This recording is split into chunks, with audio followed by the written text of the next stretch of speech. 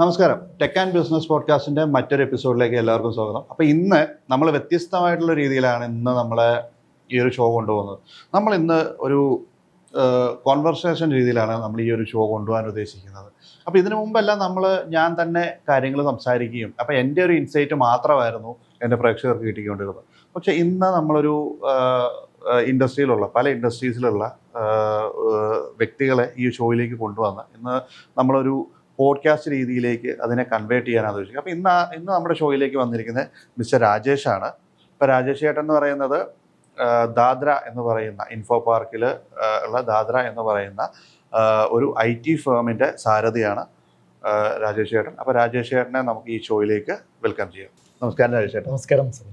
അപ്പോൾ രാജേഷ് ചേട്ടൻ എന്ന് പറയുന്നത് കഴിഞ്ഞ ഒരു 13 വർഷ കാലഘട്ടമായിട്ട് സോഫ്റ്റ്വെയർ ഡെവലപ്മെൻറ്റ് ബിസിനസ്സിലും പ്രത്യേകിച്ച് ERP മേഖലയിലും ഒക്കെ വളരെയധികം പരിജ്ഞാനമുള്ളൊരു വ്യക്തിയാണ്. മാത്രമല്ല രാജേഷ് ചേട്ടൻ ഒരു എഴുത്തുകാരൻ കൂടിയാണ്, അല്ലേ? അങ്ങനെയല്ല, ചില റൈറ്റപ്സും കാര്യങ്ങളൊക്കെ ചെയ്യുന്നുണ്ട്. രാജേഷ് എടപ്പള്ളി, അതല്ലേ തൂലികാനാമം? അപ്പം നമുക്ക് കോംപ്ലിക്കേറ്റഡ് ആയിട്ടുള്ള കാര്യങ്ങളിലേക്ക് പോകുന്നതിന് മുമ്പ് നമുക്ക് എങ്ങനെയാണ് എഴുത്തിലേക്ക് കടന്നത് അല്ലെന്നുണ്ടെങ്കിൽ അപ്പം ഞാൻ കാണുമ്പോഴെല്ലാം വളരെ വായനയുടെ വേറൊരു ലോകത്തേക്ക് മറിഞ്ഞു പോകുന്നൊരു വ്യക്തിയെ ഞാൻ കണ്ടിരിക്കുന്നത്. എന്ന് പറഞ്ഞു കഴിഞ്ഞാൽ ഒരു പീസ് പേപ്പർ കിട്ടിയാലോ അല്ലെങ്കിൽ ഒരു കഷ്ണം പത്രം കിട്ടിയാലോ അതിൽ മതിമറന്നിരുന്ന് വായിക്കുന്നത് ഞാൻ കണ്ടിട്ടുണ്ട്. അപ്പോൾ എങ്ങനെയാണ് ഈ ഒരു വായനയുടെ ലോകത്തേക്ക് ഇത്ര ഒരു എന്തൂസിയാസ്റ്റിക് ആയിട്ട് ഈ വായനയിലേക്ക് വന്നത്? ചെറുപ്പം മുതലേ വീട്ടിൽ മാഗസിൻസ് ഒക്കെ വാങ്ങിക്കുമായിരുന്നു. അപ്പം അങ്ങനെ അന്ന് തൊട്ടേ അത് വായനയിലേക്ക് എത്തിയതാണ്. അപ്പം അത് കോളേജ് ലെവലിലേക്കൊക്കെ വന്നപ്പോൾ സ്കൂൾ ലെവലിലേക്ക് വായിച്ചുകൊണ്ടിരുന്നെന്ന് പറഞ്ഞാൽ SK പൊറ്റക്കാടിൻ്റെ ഒരു ദേശത്തിൻ്റെ കഥയൊക്കെ അങ്ങനെ വളരെ ഇഷ്ടത്തോടെ വായിച്ചിരുന്ന ഒന്നായിരുന്നു ഈ യാത്രാവിവരണ പുസ്തകങ്ങളൊക്കെ. അത് കഴിഞ്ഞ് പിന്നെ നോവലുകൾ അങ്ങനെയൊക്കെ വായിച്ചു. ആ വായന കുറച്ച് ഗൗരവത്തിലേക്ക് മാറി എന്നുള്ളതാണ്. അപ്പം അങ്ങനെ എല്ലാത്തരം പുസ്തകങ്ങളും വായിക്കാറുണ്ട്. എഴുത്തിലേക്കും കടന്നു അല്ലേ? എഴുത്തെന്ന് പറഞ്ഞാൽ അങ്ങനെ വലിയൊരു എഴുത്തൊന്നും അല്ല, പക്ഷെ കുഞ്ഞു റൈറ്റപ്സ് ഒക്കെ ഞാൻ ചെയ്യാറുണ്ട്. അപ്പോൾ അങ്ങനെ അതാണ് പ്രധാനമായിട്ടും വരിക. വായന ഏത് തരത്തിലുള്ള വായനയും ഇഷ്ടമാണ്, എല്ലാത്തരം പുസ്തകങ്ങളും ഇഷ്ടമാണ്. ഇപ്പോൾ രാജേഷേട്ടൻ്റെ കമ്പനി ഇൻഫോ പാർക്കിലാണ്, ഞാനും അതിൻ്റെ ചെറിയൊരു ഭാഗമാണ്. അപ്പോൾ പ്രേക്ഷകർക്ക് വേണ്ടിയിട്ട് എന്താണ് നമ്മൾ ചെയ്യുന്നത്, അല്ലെന്നുണ്ടെങ്കിൽ എന്താണ് ഇൻഫോ പാർക്കിൽ നമ്മുടെ ആക്ടിവിറ്റീസ്? ഇൻഫോ പാർക്ക് ഫേസ് 1 നമ്മുടെ ഓഫീസ്. അപ്പോൾ നമ്മൾ ഇപ്പം ഏറ്റവും കൂടുതലും ആധുനികമായ ലെവലിലുള്ള ബിസിനസ്സുകൾക്ക് അല്ലെങ്കിൽ നമ്മളിന്ന് ലോകത്തിൻ്റെ ഏറ്റവും കൂടുതൽ SMEs ഉള്ള രാജ്യം എന്ന് പറയുന്നത് ഇന്ത്യയാണ്. അതെ. അപ്പം ഏറ്റവും കൂടുതൽ രാജ്യത്തിൻ്റെ GDP-യെ ഏറ്റവും കൂടുതൽ നിയന്ത്രിക്കുന്ന ഒരു ഘടകവും SMEs ആണ്. അപ്പോൾ നമ്മുടെ സമ്പദ് വ്യവസ്ഥയെ ചലിപ്പിക്കുന്ന SMEകൾക്ക് വേണ്ടിയുള്ള ആപ്ലിക്കേഷൻസാണ് നമ്മൾ കൂടുതലായിട്ട് ചെയ്യുന്നത്. അപ്പോൾ ERP നെസ്റ്റ് അതുപോലെ തന്നെ കസ്റ്റം ERP രണ്ടും നമ്മൾ ചെയ്യുന്നുണ്ട്. ERP നെസ്റ്റ് ഒരു ഓപ്പൺ സോഴ്സ് പ്ലാറ്റ്ഫോമാണ്. അതുകൂടാതെ തന്നെ നമുക്ക് നമ്മുടെ അടുത്ത് വരുന്ന കസ്റ്റമേഴ്സിന് അവരുടെ ചില കാര്യങ്ങൾ വരുമ്പം ചില കമ്പനികൾക്ക് അവരുടെ തന്നെ രീതിയിലേക്ക് നമുക്ക് ചെയ്യേണ്ടി വരും. അപ്പോൾ അത്തരത്തിലുള്ളത് നമ്മൾ ഡെവലപ്പ് ചെയ്ത് കൊടുക്കും. ഒരു ERPയെ സംബന്ധിച്ചിടത്തോളം എങ്ങനെയാണ് ഒരു ERPക്ക് ഒരു കമ്പനിയുടെ ഉള്ളിൽ ഇൻഫ്ലുവൻസുകൾ കൊണ്ടുവരാൻ സാധിക്കുന്നത്? അല്ലെങ്കിൽ ഇന്ന് നോർമലി നമ്മൾ കണ്ടിട്ടുണ്ട് ഒരു SME കമ്പനി ആണെങ്കിലും ഇന്ന് മിക്ക SME കമ്പനീസും ഒരു ഷിഫ്റ്റിലേക്ക് വരുന്നുണ്ട്. പക്ഷേ പലർക്കും പറഞ്ഞാൽ മനസ്സിലാവാത്തൊരു കാര്യം, ഇന്നും എക്സൽ ഷീറ്റ്സ് വെച്ചിട്ടാണ് അവരവരുടെ ഫുള്ളൊരു റോൾ പ്ലേ നടത്തുന്നത് ബിസിനസ്സിൻ്റെ ഉള്ളിൽ. അപ്പോൾ ഒരു ERPയിലേക്ക് വരുമ്പോൾ അതിൽ നിന്നുള്ള വ്യത്യാസം എന്താണ്? അല്ല, അതിനൊരു കാര്യമുണ്ട്. നമ്മളൊരു കമ്പനി തുടങ്ങുമ്പം അല്ലെങ്കിൽ ഒരു പുതിയ സ്ഥാപനം ഒരാൾ തുടങ്ങുന്ന സമയത്ത് അതെപ്പോഴും അതൊരു ചെറിയ രീതിയിൽ തുടങ്ങാനായിരിക്കും അവർ ആഗ്രഹിക്കുന്നത്. അത് ഒരു തുടക്കത്തിൽ അവർക്ക് എന്തെങ്കിലും ഒരു അക്കൗണ്ടിങ്ങിൻ്റെ സാധനം വേണം. അപ്പോൾ അതിനുവേണ്ടി അവരെന്തായിരിക്കും ചെയ്യുന്നത്? ഏറ്റവും സിമ്പിളായിട്ട് അവർക്ക് ഉപയോഗിക്കാൻ പറ്റുന്ന വലിയ കോസ്റ്റ് വരാത്ത രീതിയിലുള്ള എക്സൽ, അതുപോലെ എന്തെങ്കിലും ടാലി, അങ്ങനെ എന്തെങ്കിലുമൊക്കെ ആയിരിക്കും ആപ്ലിക്കേഷൻസ് അവർ യൂസ് ചെയ്യുക. അപ്പോൾ ഈ ആപ്ലിക്കേഷൻസിന് മുകളിൽ വേണ്ടി വരുന്നൊരു സമയം എന്ന് പറയുന്നത് അത് ഗ്രോ ചെയ്യുന്ന സമയത്താണ്. അപ്പം ഒരു വലിയ ബിസിനസ്സുകൾ ചെയ്ത് പല ബിസിനസ് ചെയ്യുന്ന ഒരാൾ ഒരു പുതിയ ബിസിനസ് തുടങ്ങുന്ന സമയത്ത് അവർ ERP സിസ്റ്റം ആദ്യമേ ഇംപ്ലിമെൻറ്റ് ചെയ്യും. എന്നാൽ ചെറിയ ബിസിനസ് തുടങ്ങി ചെറിയ രീതിയിൽ ഗ്രോ ചെയ്ത് വന്നുകൊണ്ടിരിക്കുന്ന ഒരു കമ്പനിയെ സംബന്ധിച്ചിടത്തോളം അവർ ERP ഇംപ്ലിമെൻറ്റ് ചെയ്യുക എന്നുള്ളത് ഒരു കുറേ അധികം അവരുടെ ഗ്രോത്ത് ആയതിനു ശേഷമോ അല്ലെങ്കിൽ കമ്പനി കുറച്ചുകൂടി വളർന്നതിന് ശേഷമായിരിക്കും. അപ്പോൾ അവിടെ സാധാരണഗതിയിൽ അക്കൗണ്ടിങ് മാത്രം എന്നുള്ള നിലയിൽ നിന്നും അതൊരു കസ്റ്റമർ റിലേഷൻഷിപ്പ് മാനേജ്മെൻറ്റ്, അതുപോലെ തന്നെ ഇൻവെൻട്രി സിസ്റ്റം, മാനുഫാക്ചറിങ് ആണ് മാനുഫാക്ചറിങ്ങിന് വേണ്ടിയുള്ള സിസ്റ്റം, അതുപോലെ തന്നെ HR സിസ്റ്റം, ഇതെല്ലാം വേണ്ടി വരും. അപ്പം ഇതെല്ലാം കൂടെ ചേർത്തുകൊണ്ട് ഒരു കമ്പനിയെ കംപ്ലീറ്റ് ഒരു സൊല്യൂഷൻ കീഴിലേക്ക് എത്തിക്കുന്നതാണ് ERP എന്ന് പറയുന്നത്. അപ്പോൾ ഒരു ഓൾ ഇൻ വൺ പാക്കേജാണ് ERP എന്ന് പറയുന്നത് എന്ന് പറയാം. അതായത് ഇതിനെല്ലാം ഡിഫറെൻ്റ് ആയിട്ടുള്ള ഒരു സോഫ്റ്റ്വെയറോ അല്ലെ IT ഇൻഫ്രാസ്ട്രക്ചറോ യൂസ് ചെയ്യാതെ ഒരു ഒറ്റ കൂടെ കീഴിൽ ഒരു അംബ്രല്ലയുടെ കീഴിൽ ഈ കാര്യങ്ങൾ എല്ലാം ഒരുമിച്ച് കോർഡിനേറ്റ് ചെയ്ത് മുമ്പോട്ട് പോകുക എന്നുള്ളൊരു അതെ സിസ്റ്റം. അപ്പം ബിസിനസ്സുകളെ സംബന്ധിച്ചിടത്തോളം പലതിനും പല എക്സൽ ഷീറ്റുകൾ റൺ ചെയ്യുന്നുണ്ടാകും, മൾട്ടിപ്പിൾ സോഫ്റ്റ്വെയർസ് റൺ ചെയ്യുന്നുണ്ടാകും. എന്ന് പറഞ്ഞു കഴിഞ്ഞാൽ ഇപ്പം ചില ബിസിനസ്സുകൾ ടാലി, അക്കൗണ്ടിങ്ങിന് വേണ്ടി ടാലി എന്ന് പറഞ്ഞൊരു സൊല്യൂഷൻ യൂസ് ചെയ്യുന്നുണ്ട്. പക്ഷെ ആ കൂട്ടത്തിൽ തന്നെ അവരുടെ CRM-ലേക്ക് വരുമ്പോൾ അവർ മറ്റൊരു CRM ആയിരിക്കും യൂസ് ചെയ്യുന്നത്. അപ്പം മറ്റൊരു കമ്പനിയുടെ CRM ആയിരിക്കും യൂസ് ചെയ്യുന്നത്. അപ്പം ഇത് തമ്മിലൊരു ഇൻ്റർലിങ്ക് ഉണ്ടാവില്ല അല്ലേ? അതെ. ഇപ്പം ഓട്ടോമാറ്റിക്കലി ഒരു സെയിൽ കമ്പനിയിൽ നിന്ന് നടക്കുന്നു, ആ സെയിലിനെ ഡയറക്റ്റ് നമ്മൾ മാനുവലായിട്ട് ടാലിയിലേക്ക് എൻട്രി ചെയ്ത് കയറ്റേണ്ടി വരും. അപ്പോൾ ഈ ഒരു സിസ്റ്റത്തിലേക്ക് വരുമ്പം നമുക്കൊരു അപ്രൂവൽ വഴി നമുക്ക് ആ സിസ്റ്റത്തെ സിംപ്ലിഫൈ ചെയ്യാൻ പറ്റും. ഇപ്പം സബിൻ ഇവിടെ സൂചിപ്പിച്ച പോലെ തന്നെ ഒരു അംബ്രല്ലയുടെ കീഴിലാണ് ഒരു ERP സിസ്റ്റം എന്ന് പറയുന്നത്, ഒരു ബിസിനസിനെ കംപ്ലീറ്റ്. അപ്പോൾ ഇത് പലപ്പോഴും ഈ ബിസിനസ് ചെതറി കിടക്കുന്ന ഒന്ന് തന്നെയായിരിക്കും, പല രീതിയിലായിരിക്കും. അതിപ്പം ഇവരുടെ CRM എന്ന് പറയുന്ന ഒരു സംവിധാനം ആദ്യം ഉണ്ടാവണമെന്നില്ല. അവർക്ക് വരുന്ന കസ്റ്റമേഴ്സിനെ അവരെ ലീഡ് പല രീതിയിൽ നമുക്കിപ്പോൾ ലീഡ് കളക്ട് ചെയ്യാം. ഇപ്പം ഫേസ്ബുക്ക് ആഡ് വഴി കളക്ട് ചെയ്യാം, ഗൂഗിൾ ആഡ് വഴി കളക്ട് ചെയ്യാം, അതല്ലെങ്കിൽ ഡയറക്റ്റ് ക്യാമ്പയിൻ വെച്ച് നമുക്ക് കളക്ട് ചെയ്യാം. അങ്ങനെ പല രീതിയിലുള്ള മാർഗ്ഗംസ് നമുക്കിപ്പോൾ ഉണ്ട്. വാട്സാപ്പ് ഒക്കെ ഉപയോഗിച്ചുകൊണ്ട് നമുക്ക് ചെയ്യാം. അപ്പോൾ ഈ ലീഡുകളെയൊക്കെ നമ്മൾ എന്ത് ചെയ്യുമെന്ന് ചോദിച്ചു കഴിഞ്ഞാൽ സാധാരണഗതിയിൽ വാട്ടി പോലുള്ള ആപ്ലിക്കേഷനൊക്കെ ഉപയോഗിച്ച് കിട്ടുന്ന ലീഡുകൾ ഒരു എക്സൽ ഷീറ്റിലേക്കായിരിക്കും കിട്ടുക. ഈ എക്സൽ ഷീറ്റിൽ നിന്ന് ഇവർ കോൺടാക്ട് ചെയ്യും. അങ്ങനെ ചെയ്യുന്ന സമയത്ത് പലപ്പോഴും അത് മിസ്സാവാനുള്ള സാധ്യതയുണ്ട്. അത് ഫ്യൂച്ചറിലുള്ള യൂസിന് ബുദ്ധിമുട്ടുണ്ടാവാറുണ്ട്. അപ്പോൾ ഇതിനെ നമ്മൾ ഒരു CRM പാക്കേജുകളിലേക്കാണ് സാധാരണ ചെയ്യുക.